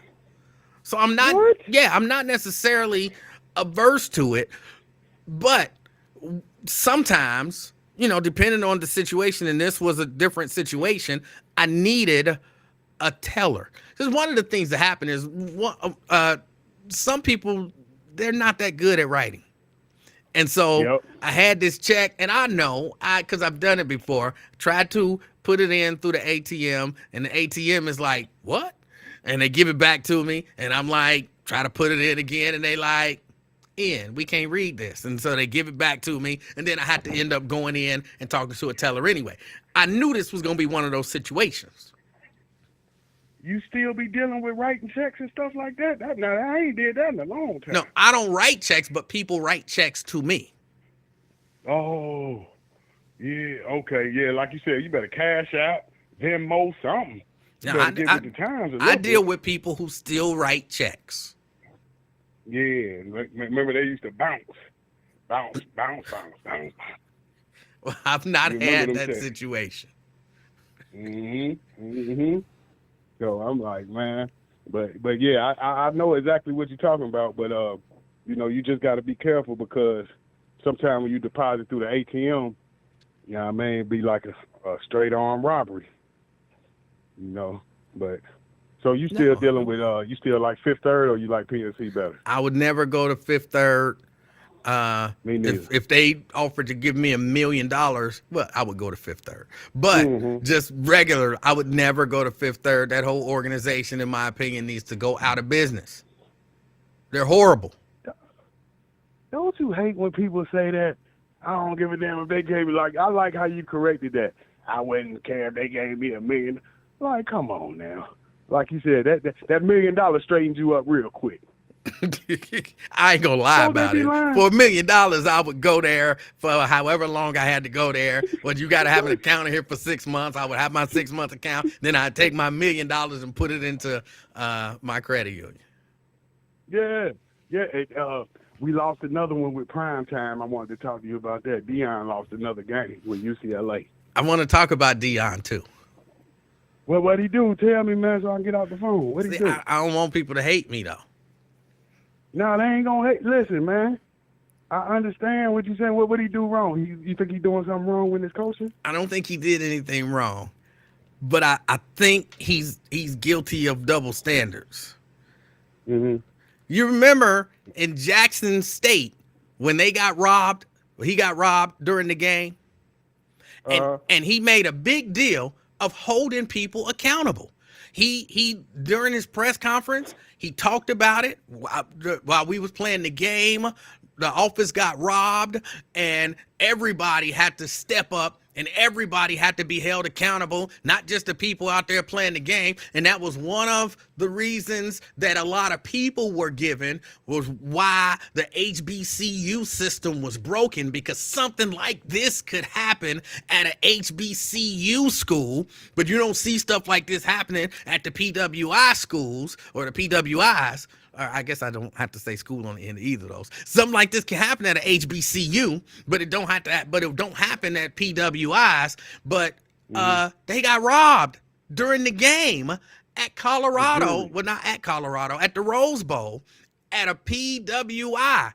And I haven't heard him hold any of these white people accountable. Like, where is the press conference? Where is the everybody need to step up? Where is the this is where we have to get better conversation, lecture, all of that kind of stuff? When black people did it, then something was wrong, and we all needed to step up, and we all needed to do better. And it ain't just the people on the field, it's everybody, it's the security, it's to this, it's to that. And that was a reason why the HBCU system was broken and need to be fixed, and we need to raise the standard. But when it happens, when you coaching at Colorado and you at the Rose Bowl, I'm sorry, we lost the game. Where is the same hold them accountable as when it was black people?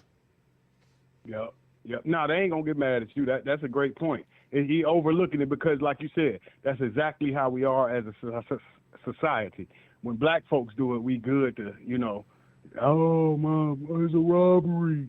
It was Devin Haney robbed him. But when Tyson Fury just robbed this dude this weekend, oh, well, where's the outrage? Same thing. Tyson Fury just robbed the African of a victory this weekend in the boxing match. I heard about that. I didn't see it, of course, but I heard about it. Man, but how much jury did he do? He lost 100,000. Oh, I don't know. They said it wasn't just him. Like, the whole team got robbed. Damn. Yeah, that's some old jealousy stuff. I see what you're saying. Yeah, you're right. This deeper than what happened at HBCU for real, because this more hatred, more eyes. You right. Yeah, go on and hit him on that point, man. I'm going to listen, man. I appreciate you taking my call, brother. Plus, I'm up against the break. All right. Have a good one. But yeah, no, look, I'm not, it ain't Deion Sanders' fault that his team got robbed at the Rose Bowl. It ain't Deion Sanders' fault. But I remember when he was talking about it, when it was Jackson State, as if this don't happen at white schools. He didn't use those words, but come on, y'all, we understand. We know what's being said. It was like, this don't happen at white schools, but it happened here. Everybody need to step up. Everybody need to raise the standard. Everybody need to this. Where is your raise the standard stuff? Where's your raise the standard stuff? Has anybody, am I off base? Has anybody heard Deion talk about this?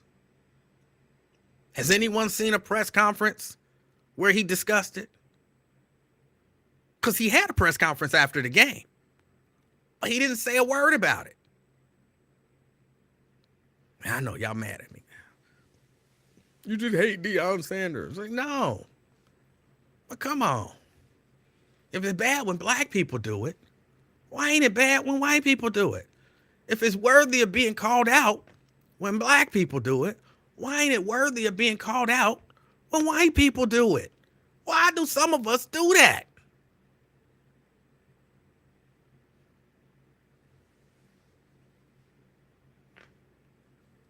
Why do some of us do that? I don't like that. Come out with the same fury. Daryl says, oh, his team actually got robbed. Yeah. Yes. Hold on. Let me see if I can find the story for you. Hold on. Not there. Oh, man. Hold on.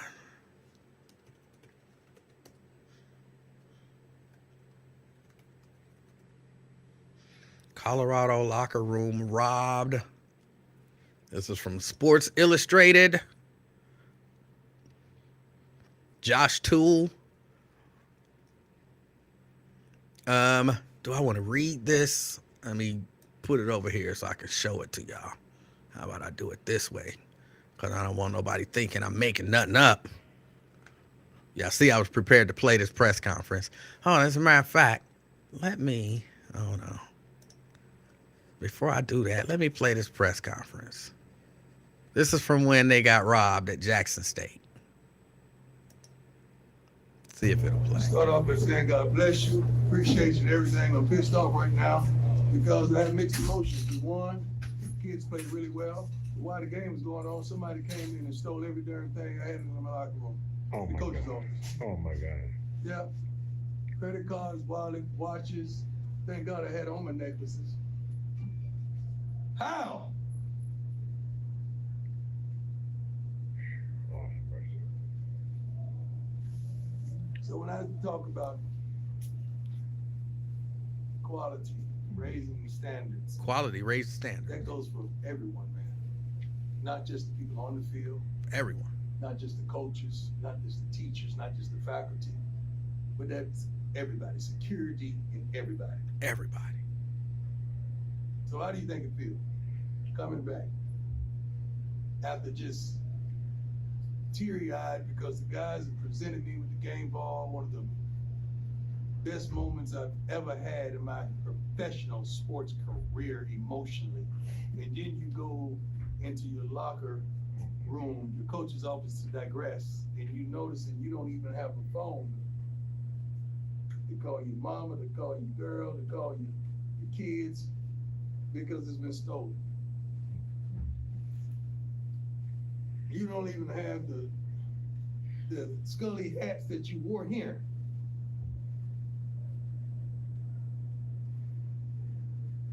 We're gonna find out who did it.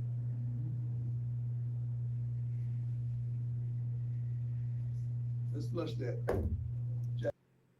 All right. So he was upset. Rightfully so. I get that. See if I can do this. Oh, see if I can do this. Come on. Close you.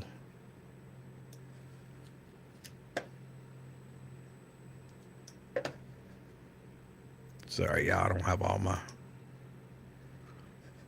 And then I had to make this bigger so that I can see it.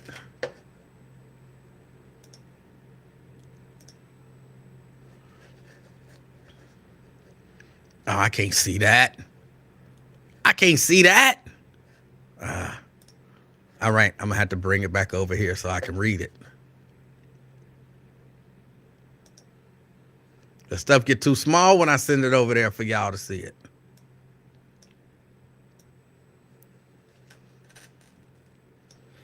All right. At least 5 Colorado Buffaloes football players had their jewelry and other valuables stolen out of their locker room at the Rose Bowl on Saturday night. It happened sometime during UCLA's win. They got a video to show the Buffalo players outside the locker room talking about the incident. The thieves made off with at least 3 diamond and gold chains worth thousands of dollars. Coach Deion Sanders did not address the subject during his post-game press conference.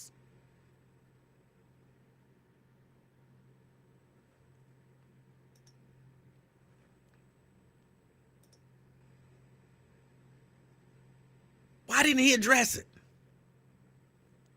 Why didn't he talk about the standards being raised for everybody?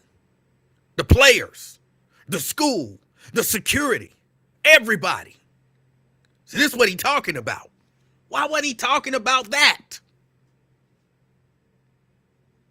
I believe there's a reason why. I believe there's a reason why he didn't talk about it.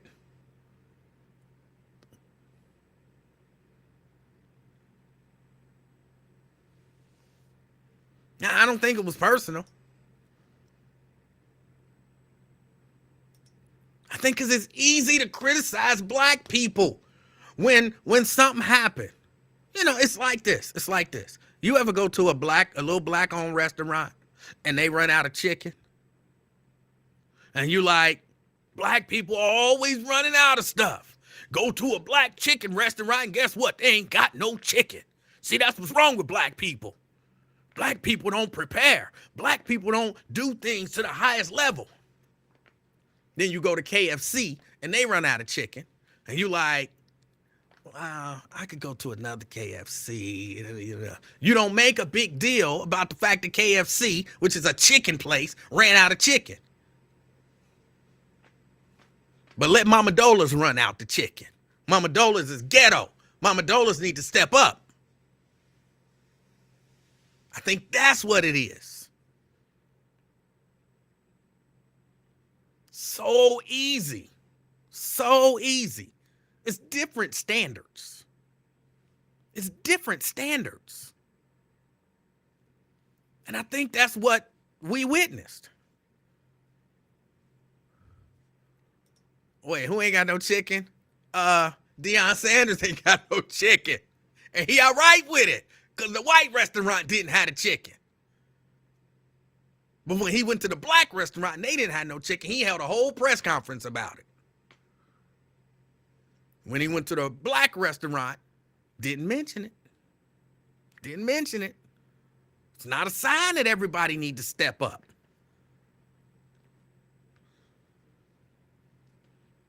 I don't like that. And y'all know, I like Deion Sanders. I really do. I really do. But I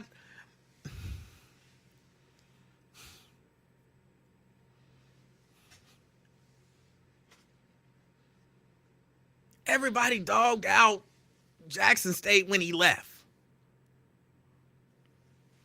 Well, he had to leave. During a game, they went in and they stole stuff out of his office. That ain't gonna happen at no white school. They stole the team's jewelry at the white school, at the Rose Bowl. Nate want to know what's the call-in number. 513-717-KING. 513-717-5464. Veronica says, man, stop it. Stop what? Am I lying? If I'm lying, tell me I'm lying. If I'm lying, tell me I'm lying. When I go to the black restaurant and I don't get good service, I complain about it. I don't necessarily come on the air and complain about it. When I go to the white restaurant and I don't get good service, I complain about it. I don't necessarily go on the air and complain about it, but I complain about it. Wouldn't it be terrible? It is not 718. It's not 718, King. It's 717. But thank you, Sierra. But I think it would be terrible if I came on. I don't want to say no actual restaurants because I don't have no complaints about none.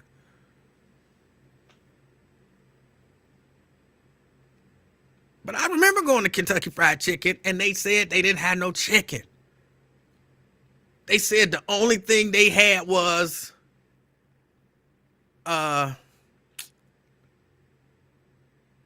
what was it?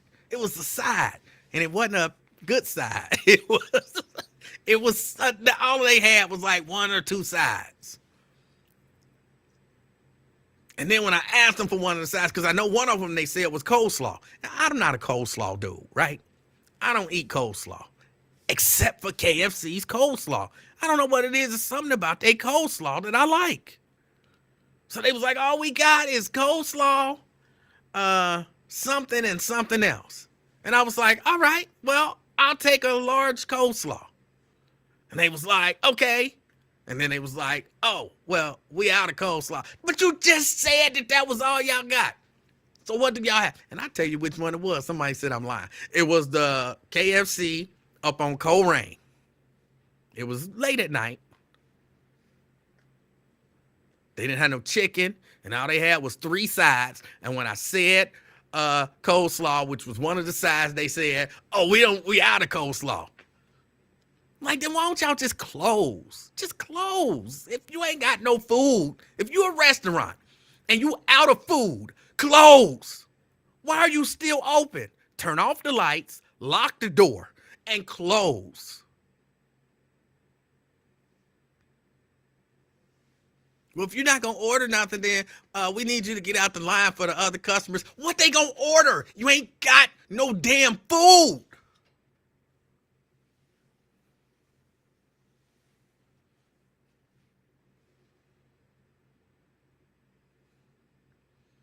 I'm not making it up. KFC ran out of food. If you're a restaurant and you run out of food, close. Close. Now, I do complain a little bit about Chipotle. Because they be lying. They be lying. There ain't no cilantro shortage. That's just a lie.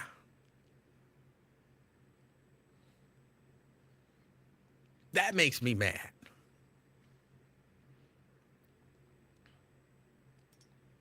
And Sierra, that was one of the things that the lady that was standing outside said. She said, hold on. Key? Hey, what's going on, Emanuel? How are you? Not much. Hold on a minute. Let me finish this thought. Okay. All right. One of the things that the lady said standing outside was, if we close, then, we got to be closed. Then just when people come up to the window or, to the drive-through thing, just tell them we out of food. Because she was like, no, we still got stuff we can do. We in there cleaning and all that kind of stuff. And I'm like, okay, I understand that. But lock the door. Turn off the little speaker. Or at least tell the people when they come up, like, we ain't got no food. I'm sorry. You don't tell them we got stuff. And then when they say, all right, give me that. Oh, we out of that. So, yes, I was really frustrated. Key. Hey, how are you? I'm doing That's good. why I called. I'm over here cracking up at you about this KFC. I got to call him because I'm hollering. But it's the That truth. do be the pits, especially when you be hungry. Like you said, it was late, so you probably ain't ate all day. So you like, I'm going to run over here and grab this. I'm about to tear this up and get in there. They're like, oh, we ain't got this. But you let me have gone to Mahogany's, and they said, oh, we're out of chicken. Oh, man, there's people who would have been on. I went to Mahogany's, and they didn't have no chicken. They got chicken on the menu. Why black people always gotta do stuff? Why, if you got chicken on the menu, you got to have to see black people don't know how to do so and so and so. But like I said, KFC can run out of chicken, and nobody say nothing. And that's what I feel like what Deion Sanders did. Oh, okay. Cause he still ain't saying nothing. Hey, everybody in the chat, Brenda Early, LaDonna, Yo Underwood, everybody. Hey, y'all. But yeah, so you sure he hasn't said anything about it? You just haven't seen the video? Well, I mean, I would have liked to have seen it at the press conference where he didn't mention it. Maybe during the time that I've been on the air since 3:00, maybe he held a second press conference to talk about it. But no, I haven't seen where he mentioned it. No. Yeah, that's crazy. I wonder, you think it's an inside job? Oh, I have absolutely no idea. Yeah, it's crazy, but then they probably looking at it like, cause like how when after they talk to the players, like for example Deion's son, and he have all them necklaces and stuff on, and then when he did that thing with his watch or whatever, they probably was like, okay, we gonna show you, we gonna take your stuff. They probably doing that just to be. Like, they probably don't even really want that stuff. They probably just doing it to, like, okay, I'm going to show y'all acting like y'all all this in Hollywood. That's what they call Deion Sanders. Well, I don't know about that. I think you stealing thousands of dollars worth of jewelry. You probably want the jewelry. Now, I do question, but it's just a question. Do you have to have thousands of dollars of jewelry with you to play a football game? Right, Maybe like, you leave that in the so hotel room. We're going to take it. Yeah. Said like he had to when they talking to him after the game, he had like on all them necklaces, and then he had a watch, and then he like put it up doing some reference to something DJ Khaled did. So that's why I said like people probably seeing that like, oh, okay, y'all think y'all all that. We're gonna show y'all. We're gonna take y'all stuff. Maybe that. I mean, that might be the case, and I'm not excusing whoever took the stuff. They're wrong. Hopefully, they're caught and they're prosecuted, and maybe even they get their jewelry and other items back. But I don't like what I feel like is a double standard. Mm. Yeah, it's crazy. Hey, Miss Phyllis. Hey, Daryl Carpenter. But yeah, it's crazy. What about this cold that's coming, Emmanuel? I don't like the cold, but I mean, look, I if don't it either. brings snow, I'm cool. I like the white, fluffy snow. I like looking at it. I don't like being in it. I like being in You it. like driving in it and stuff and being in it and sliding all over the place?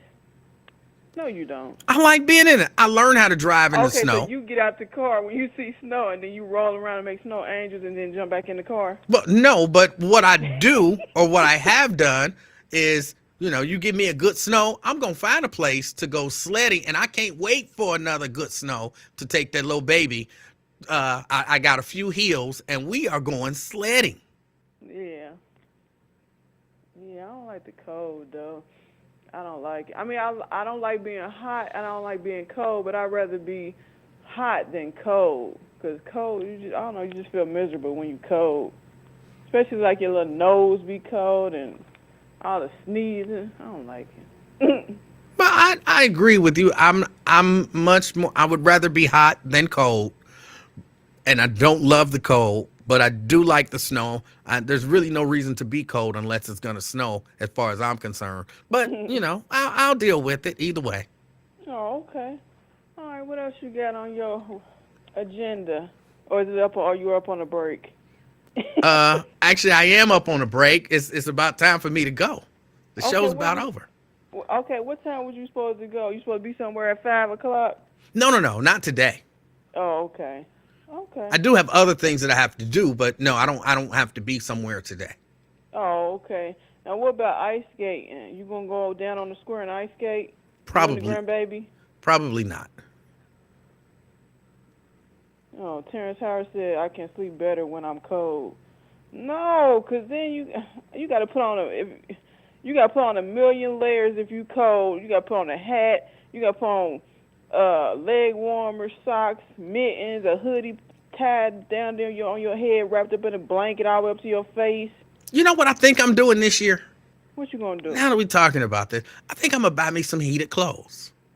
I was thinking about the heated like jacket, 'cause I seen it, but I'm kind of scared. Like I don't want the thing to like you know what I mean, the malfunction. That's the only thing I'm scared about. Like them heated jackets I seen on TV. They were showing it on the Today Show. Like you get the heated little coats Yeah. for outside. Yeah, and I see, a lot of people who work outside in the cold, they buy them. I trust them because, I don't hear like a rash of construction workers burning up, just spontaneously combusting while Right, at work. So, you, yeah, I was somebody looking at say, some of the heated pants and some of the heated uh jackets and shirts and stuff like that. And I was like, I might, heated socks, all of that kind of yeah, stuff. that's I what was I'm looking thinking at it. about too. Yeah, 'cause I know what you was talking about that last year, but I guess you never got around No, I to it. didn't buy it, but I Okay. might buy it this year.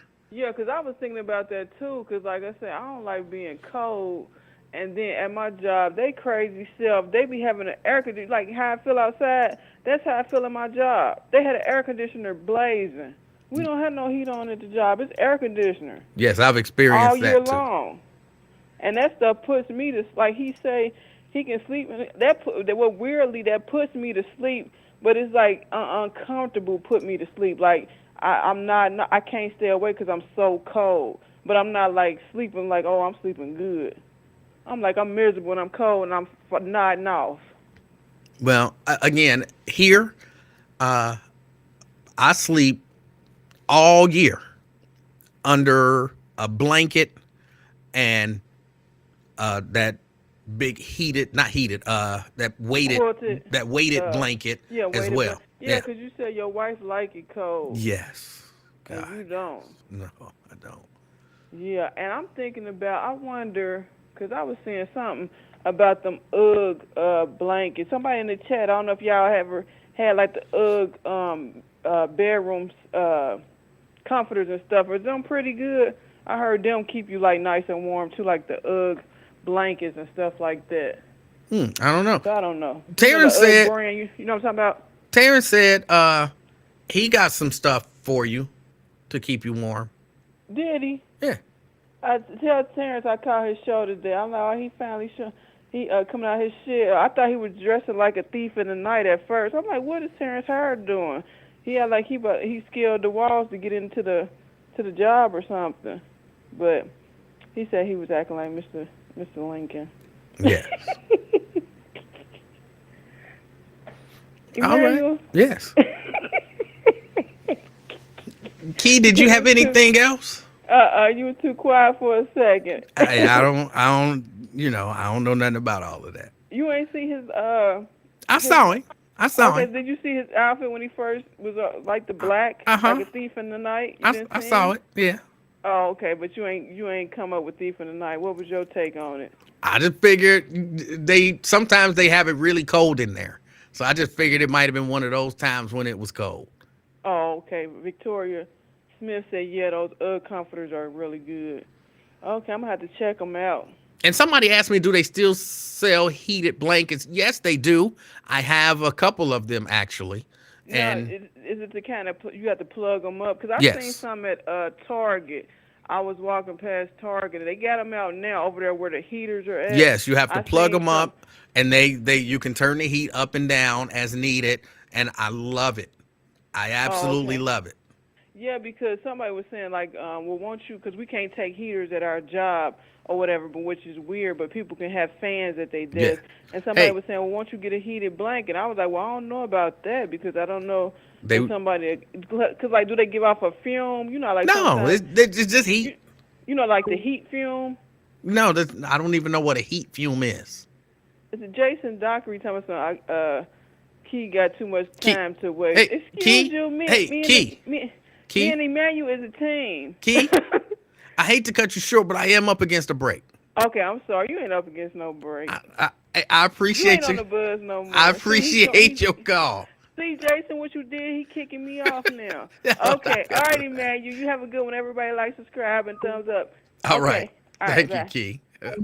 I really am up against a break. Heat blanket sounds dangerous. It don't feel dangerous. It feels good. It feels good. It's nice and warm. I saw Twin calling. Sorry I missed your call, Twin. I'll take your call. I'll take one last call from Twin if he calls back in. And I'll go ahead and get him in. If he don't call in the next, say, 60 seconds or so, then I'm gonna go ahead and get out of here. So Twin, if you want to call back, then I'll take your call. But yeah, that'll be it. But nah, heated, all right, there he is. Twin. What's up, little E man? How you doing, little twin man? Yeah, we gonna take that trip next month, man. Go watch us a Bulls game. No, we not. Man, quit being soft, man. I'm soft. Talking about you don't like the cold and everything. I'm gonna show you how they do it in Chirac. Why they call it the Windy City, man. Nope. I'm good. Hey, you still go. How much time I got? You don't got no breaks or nothing. How much time I got on here, man? Who told you I don't have breaks? But go ahead, say what you gotta say. No, I'm enjoying your show. I caught the last minute how you don't like the cold and all that. Man, get out your comfort zone. Cincinnati ain't even really cold to me. I can go out there with a jacket and be cool in the wintertime. That ain't true. It ain't that cold. That ain't true. And I always hate it when people say stuff like that. Like when people are from say you from Phoenix and then you come here and it's hot and they, this ain't hot. You don't know hot. No, you hot. You hot. Just stop acting like because it's hot where you come from, that means you don't get hot. You get cold. Hey, man. I mean, it's cold, but it ain't that cold like Chicago cold. Like, you can't stand out there with a cigarette. You can stand out here with a cigarette and smoke your blunt. Bro, when it get like something below zero, it's something below zero. And something below zero is cold in Chicago, it's cold in Cincinnati, it's cold in Detroit, it's cold in Calgary, Alberta. When it get below zero, it's cold. Have you ever been to like Cleveland or Detroit? Yes. Stuff in the cold. In the cold. Well, no, not When it's in real, the. real No, cold. I Okay, make a then point you of not can't going. speak about. That's Yes, why, I that's what you can. killing me. Stop it. You Yes, speak I about can. something that You you don't have to. understand. You don't have to experience it to speak about it. Yes, you do, man. No, you don't. You can't just go. If I can't stand in front of Lake Michigan down in Chicago and smoke a cigarette in the wintertime when it's 0 below minus, I can't do that. Up here, I can because it don't be cold like that up here. Wait a Stop minute. playing, Hold on. man. There you go. Look, twin. If it is 0 below minus in Chicago and it is 0 below minus in Cincinnati, it's the same damn temperature.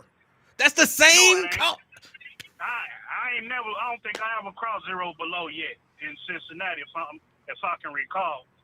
Minus below, yeah, but minus, I don't think I ever crossed that line yet. I don't even know what temperature we're talking about. But if it's 0 below minus in Chicago and it is 0 below minus in Cincinnati, then it's the same damn temperature. But I can smoke a cigarette or blunt outside without getting froze up or my nose snot turning to icicles. I can do that down here, but up in Chicago, I can't. You get my drift, man? You don't understand life, dude. I see you gotta hang with me, and I'll take you around and show you the experience of life. Cause right now you stuck in that basin right now. Ever since you left the Lincoln Ware show, you been on dummy mode, man. Bruh, get out that nutshell, man. If it's the same real, temperature, man, it's the same temperature. No, I'm talking about you now. Forget the temperature. Ever since you left the show, you've been on dummy mode, man. I don't even know what that lost all your means. sense. You been acting goofy, act like you ain't got no sense. I don't know how. Easy, man. You just been acting crazy. All right, give me two lately, examples. man. Give me two examples. The stuff you say and things that you not comprehend on. Give me If two it ain't examples. No way, it's no way. Give I me just gave it two. to you. Give me two examples. Here we go. You act like a prosecutor. You either a radio man or prosecutor. I'm Which trying one to you wanna be? understand. I'm asking for examples. I'm just saying, it's your mood swing, man. You was nice and everything at the Lincoln Ware when you was at the studio. Now that you're not in there, I'm you super just nice. Understand. Give me two examples. Man, it seemed like you changed your ways and everything. Oh my goodness. Give me two examples. I just gave them to you. Then you say No, you went to didn't. KFC always run out of chicken sometimes, but they always got tenders on the side, Emanuel. Just say you didn't want the tenders. No, man. they said they don't have any chicken. None. I don't even I don't even eat meat on the bone, so I was ordering tenders. Oh, now you don't eat meat on the bone. Oh. So you're a boneless man, huh? Yes. Oh, okay then. See, some weirdo shit. All right, man. Bye. You weird, man. I'm telling you. goodness. Ever since you left the show, man, you can anybody on this Facebook thing can vouch for. Give me two I examples. just told you, man. No, You're you not the same didn't. Emmanuel. You're not the same Emmanuel from the Kings of Talk of Lincoln Ware show. Give me an example. You totally Just did. one example. You totally. I just gave you all the examples, all the ABCD. What was the Which one example? you want, EFC? What was the Man, example? Bet your ways unchanged, man. You don't. That's you don't not have an to say like example. man, whatever how you want to put example, whatever I'm giving you, issue, whatever you want to break it down to. I was just telling you, man, your ways unchanged. You ain't the same, Emmanuel. Do you know what? Totally different. Do you know? It seemed like you got slow to me, man. Do you know what an example That's what it is? is. That's one example that you seem like you got slow. That's slow to not me. an example.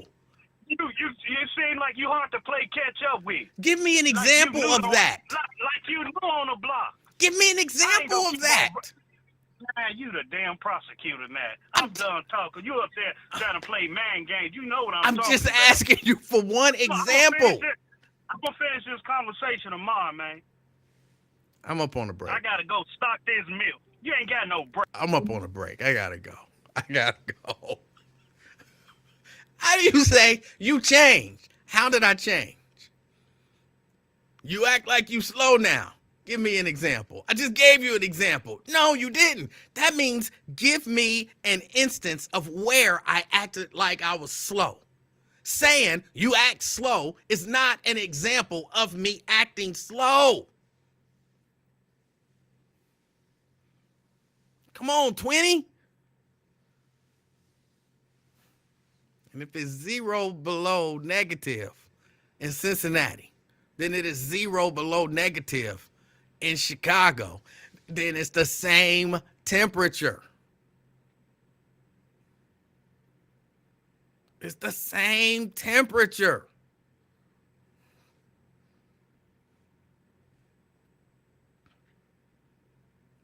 "32 degrees in Cincinnati is not as cold as 32 degrees in Chicago." Okay. Now, ice is colder too. Fire is hotter in Chicago than it is in Cincinnati. It all depends on what the fire's made out of. No, just period.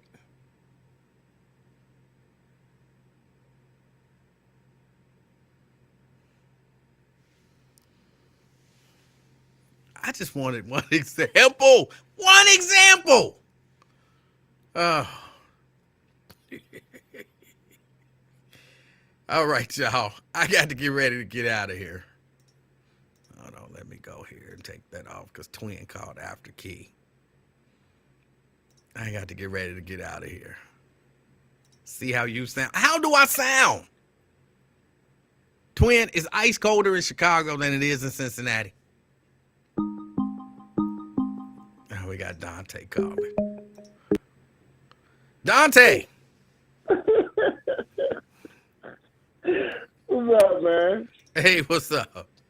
Hey, man, I just my bad, man. Hey, man, that was the funniest conversation in the world, man. That is crazy. Can you hear me? I can. Okay, well, I'm sorry, man. That was funny. But the reason I called was I just wanted to get in about the Deion Sanders thing. You know, man, like I was talking to my brother about this a couple of weeks ago.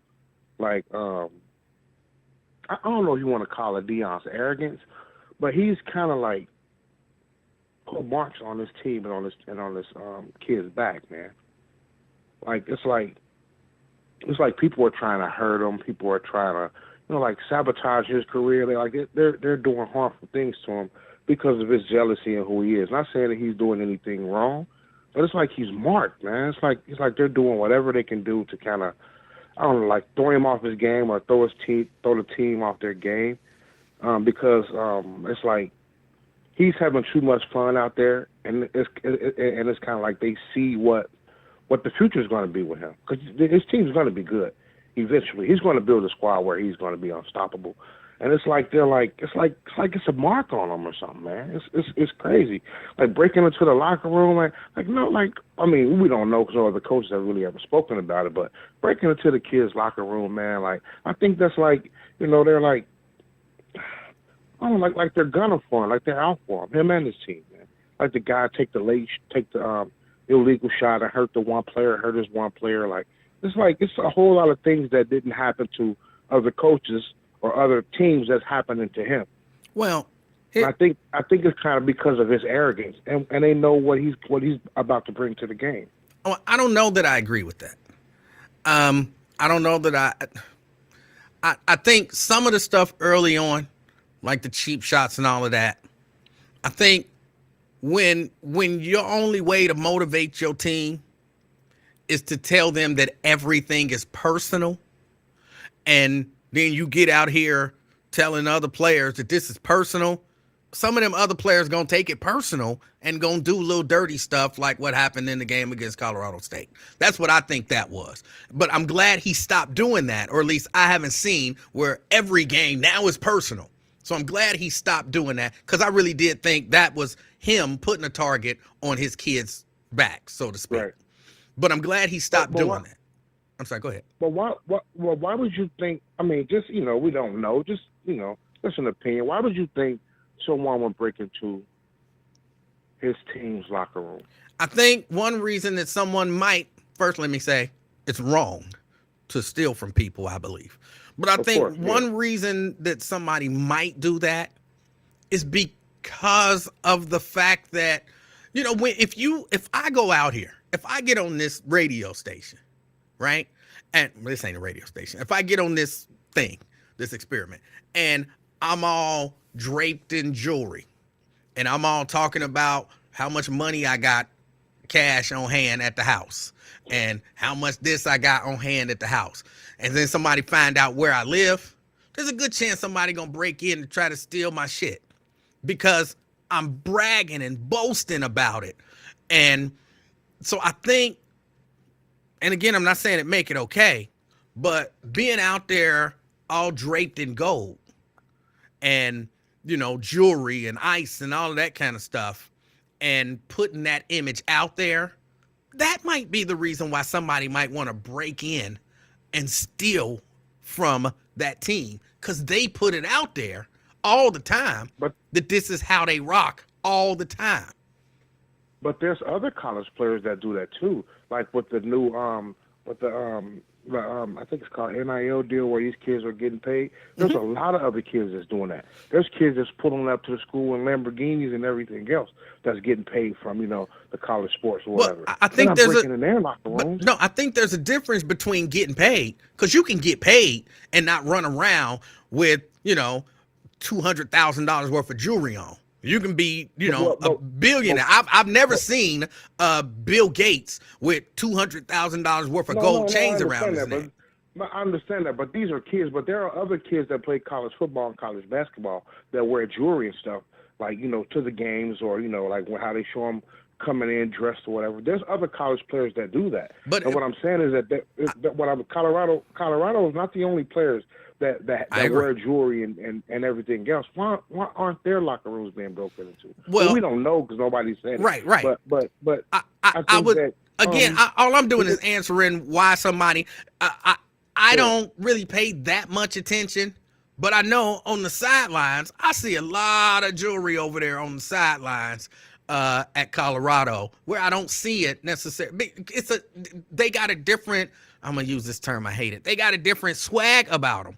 And so, yeah, if you are advertising that I got a lot of jewelry, then I think you might have some in the locker room. So that might make me want to go in and steal your stuff, as wrong as it is. I don't know that I would chalk it up to some sort of conspiracy to deflate Deion Sanders. Yeah, I just think that they're kind of marked, man. I think that like coaches or whatever couldn't beat him, so they're taking it out, you know, getting revenge kind of sort of. But what coaches couldn't beat him? I mean, I don't know, man. I don't know how to explain it.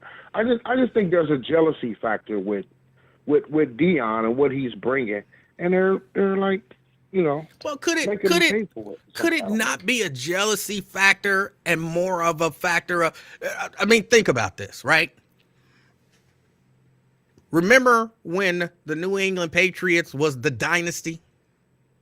Mm-hmm. Every time New England came into town, that was to some teams almost like a Super Bowl. So it ain't like, oh, we hate on them, so we want to see them. No, they putting themselves out there. They are the best team out here. And from this perspective, Deion Sanders is Deion Sanders.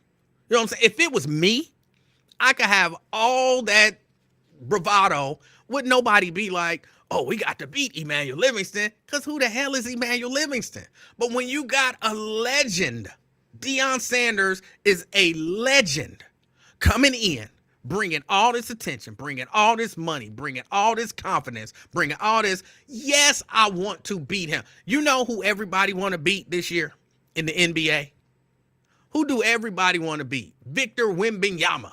Everybody want to dunk on him, guaranteed. Everybody want to block his shot. Everybody want to do whatever. It ain't because they hate Victor, but look at all the hype that he's bringing. So when you bring that kind of energy and attention, yes, everybody want to beat you because you are the one to beat.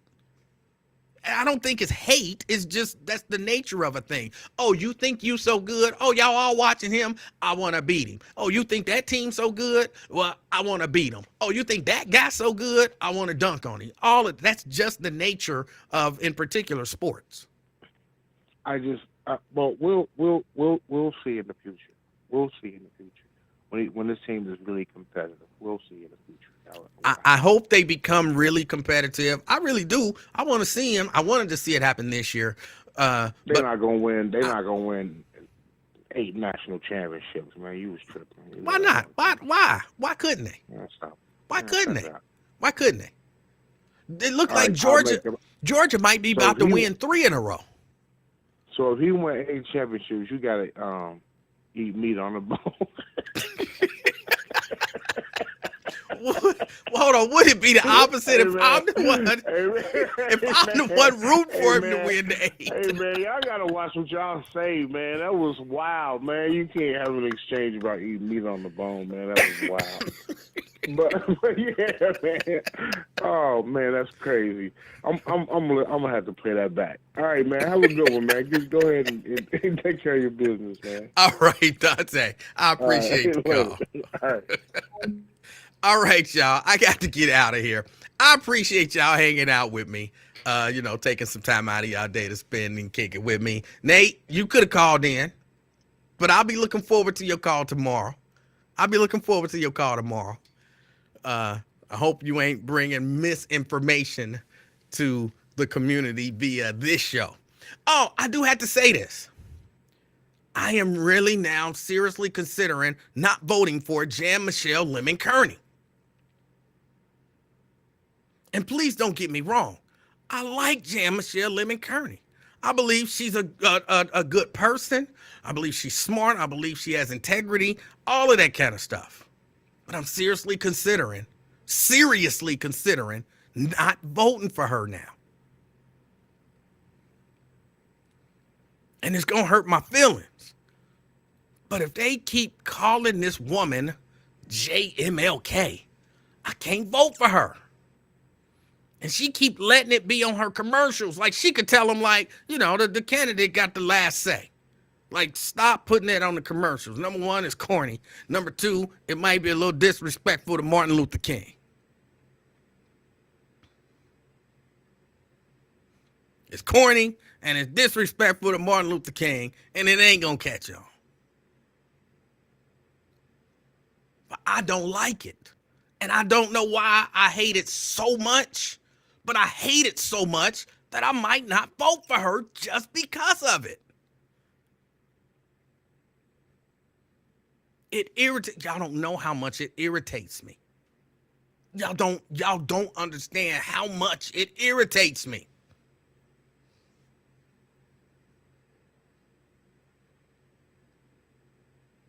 So I might not vote for her just because of that.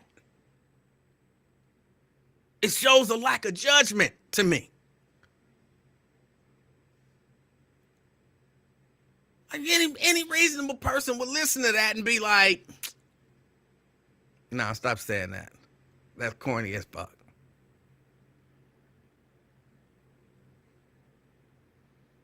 Tria says, but those really are her. It don't matter if those are her initials. If Scotty got on and start saying, vote for SJ, I would be like, what? Vote for SJ. Scotty Johnson, but that's his initials. Oh, we want you to vote for SJ for city council. I'd be like, you want me to vote for what? We want you to vote for SJ for city council. I would be like, Scotty, if you don't stop that, I'm not voting for you. I never voted for PG Sittenfeld because of that same thing. I liked him as a dude, but I couldn't vote for nobody who go by his initials.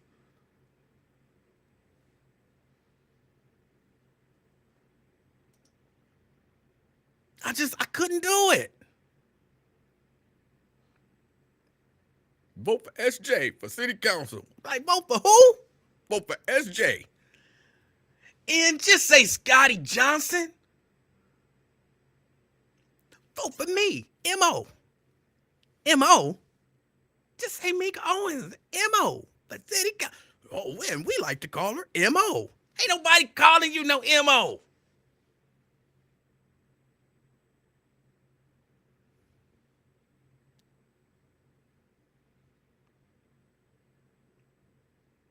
It's just corny And it shows a lack of judgment to me. So I really think I'm gonna have to not vote for her. And it breaks my heart. Because I like her. I really like her. Like she was, my number one vote getter.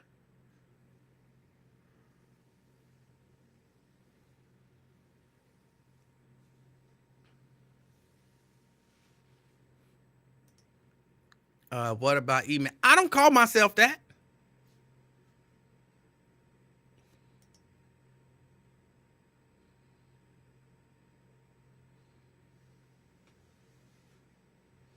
I don't call myself that.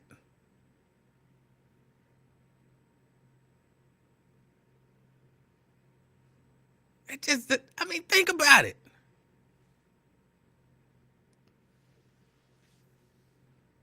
It's not, it's breaking my heart to say it.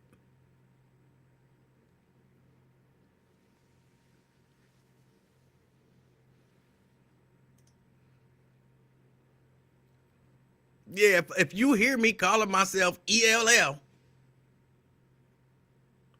come and watch my show, ELL. What? Why are you saying that? Why are you calling yourself ELL?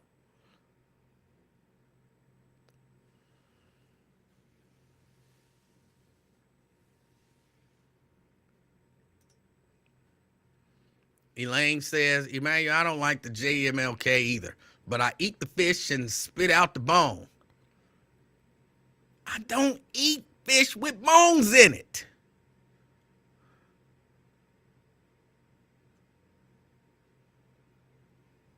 I've never been to eat the fish and spit out the bone. Fillet that shit and then give it to me. I don't eat fish with the bones in it.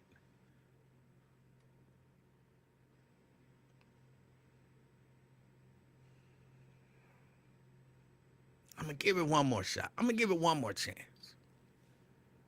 I heard that first commercial and I was like, if she do another commercial and she let them say JMLK, I'm not voting for her.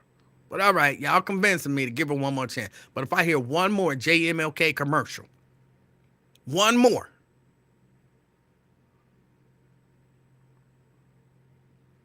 I ain't voting for her. One more.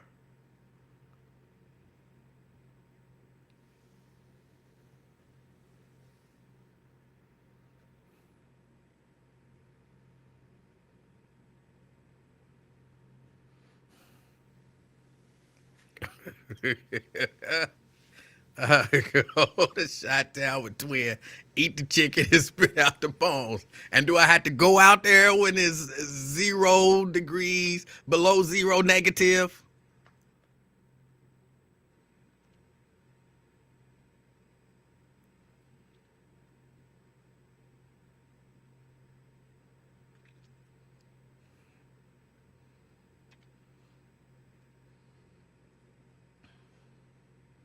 Hey, it might be ridiculous, but I got my right to vote for who I want to vote for and who I don't want to vote for.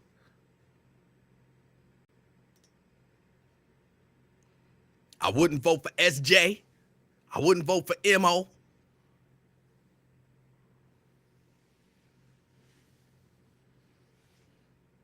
I can't vote for JMLK.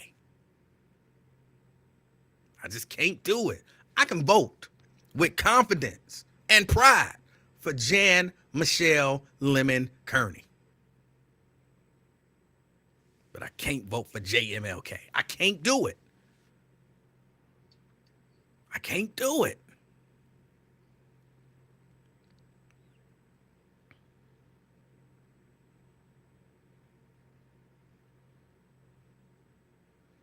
I didn't have no midnight stroll with no JMLK. I walked with Jan Michelle. Jan Michelle is a brilliant woman. Compassionate, caring, reasonable, responsible. JMLK, I don't know what the hell that is.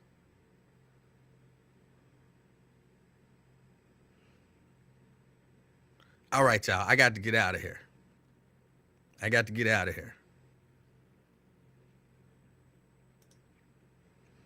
If she loses by 1 vote, then be on her for allowing that to be in her commercial. That's who you should be on.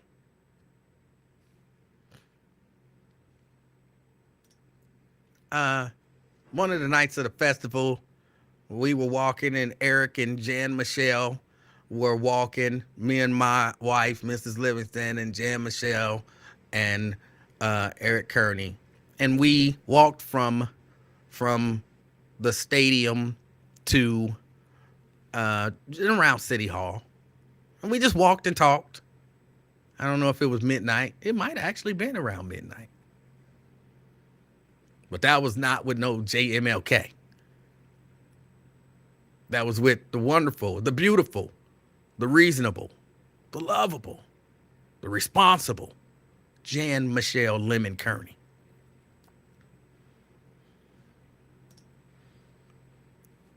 All right, y'all. I got to get out of here.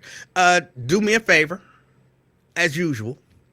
If you out and about today, you dealing with people, you see people, be the reason that somebody smiles today. Until next time, my name is Emanuel Livingston, not ELL. Emanuel Livingston, and I'm out. Peace.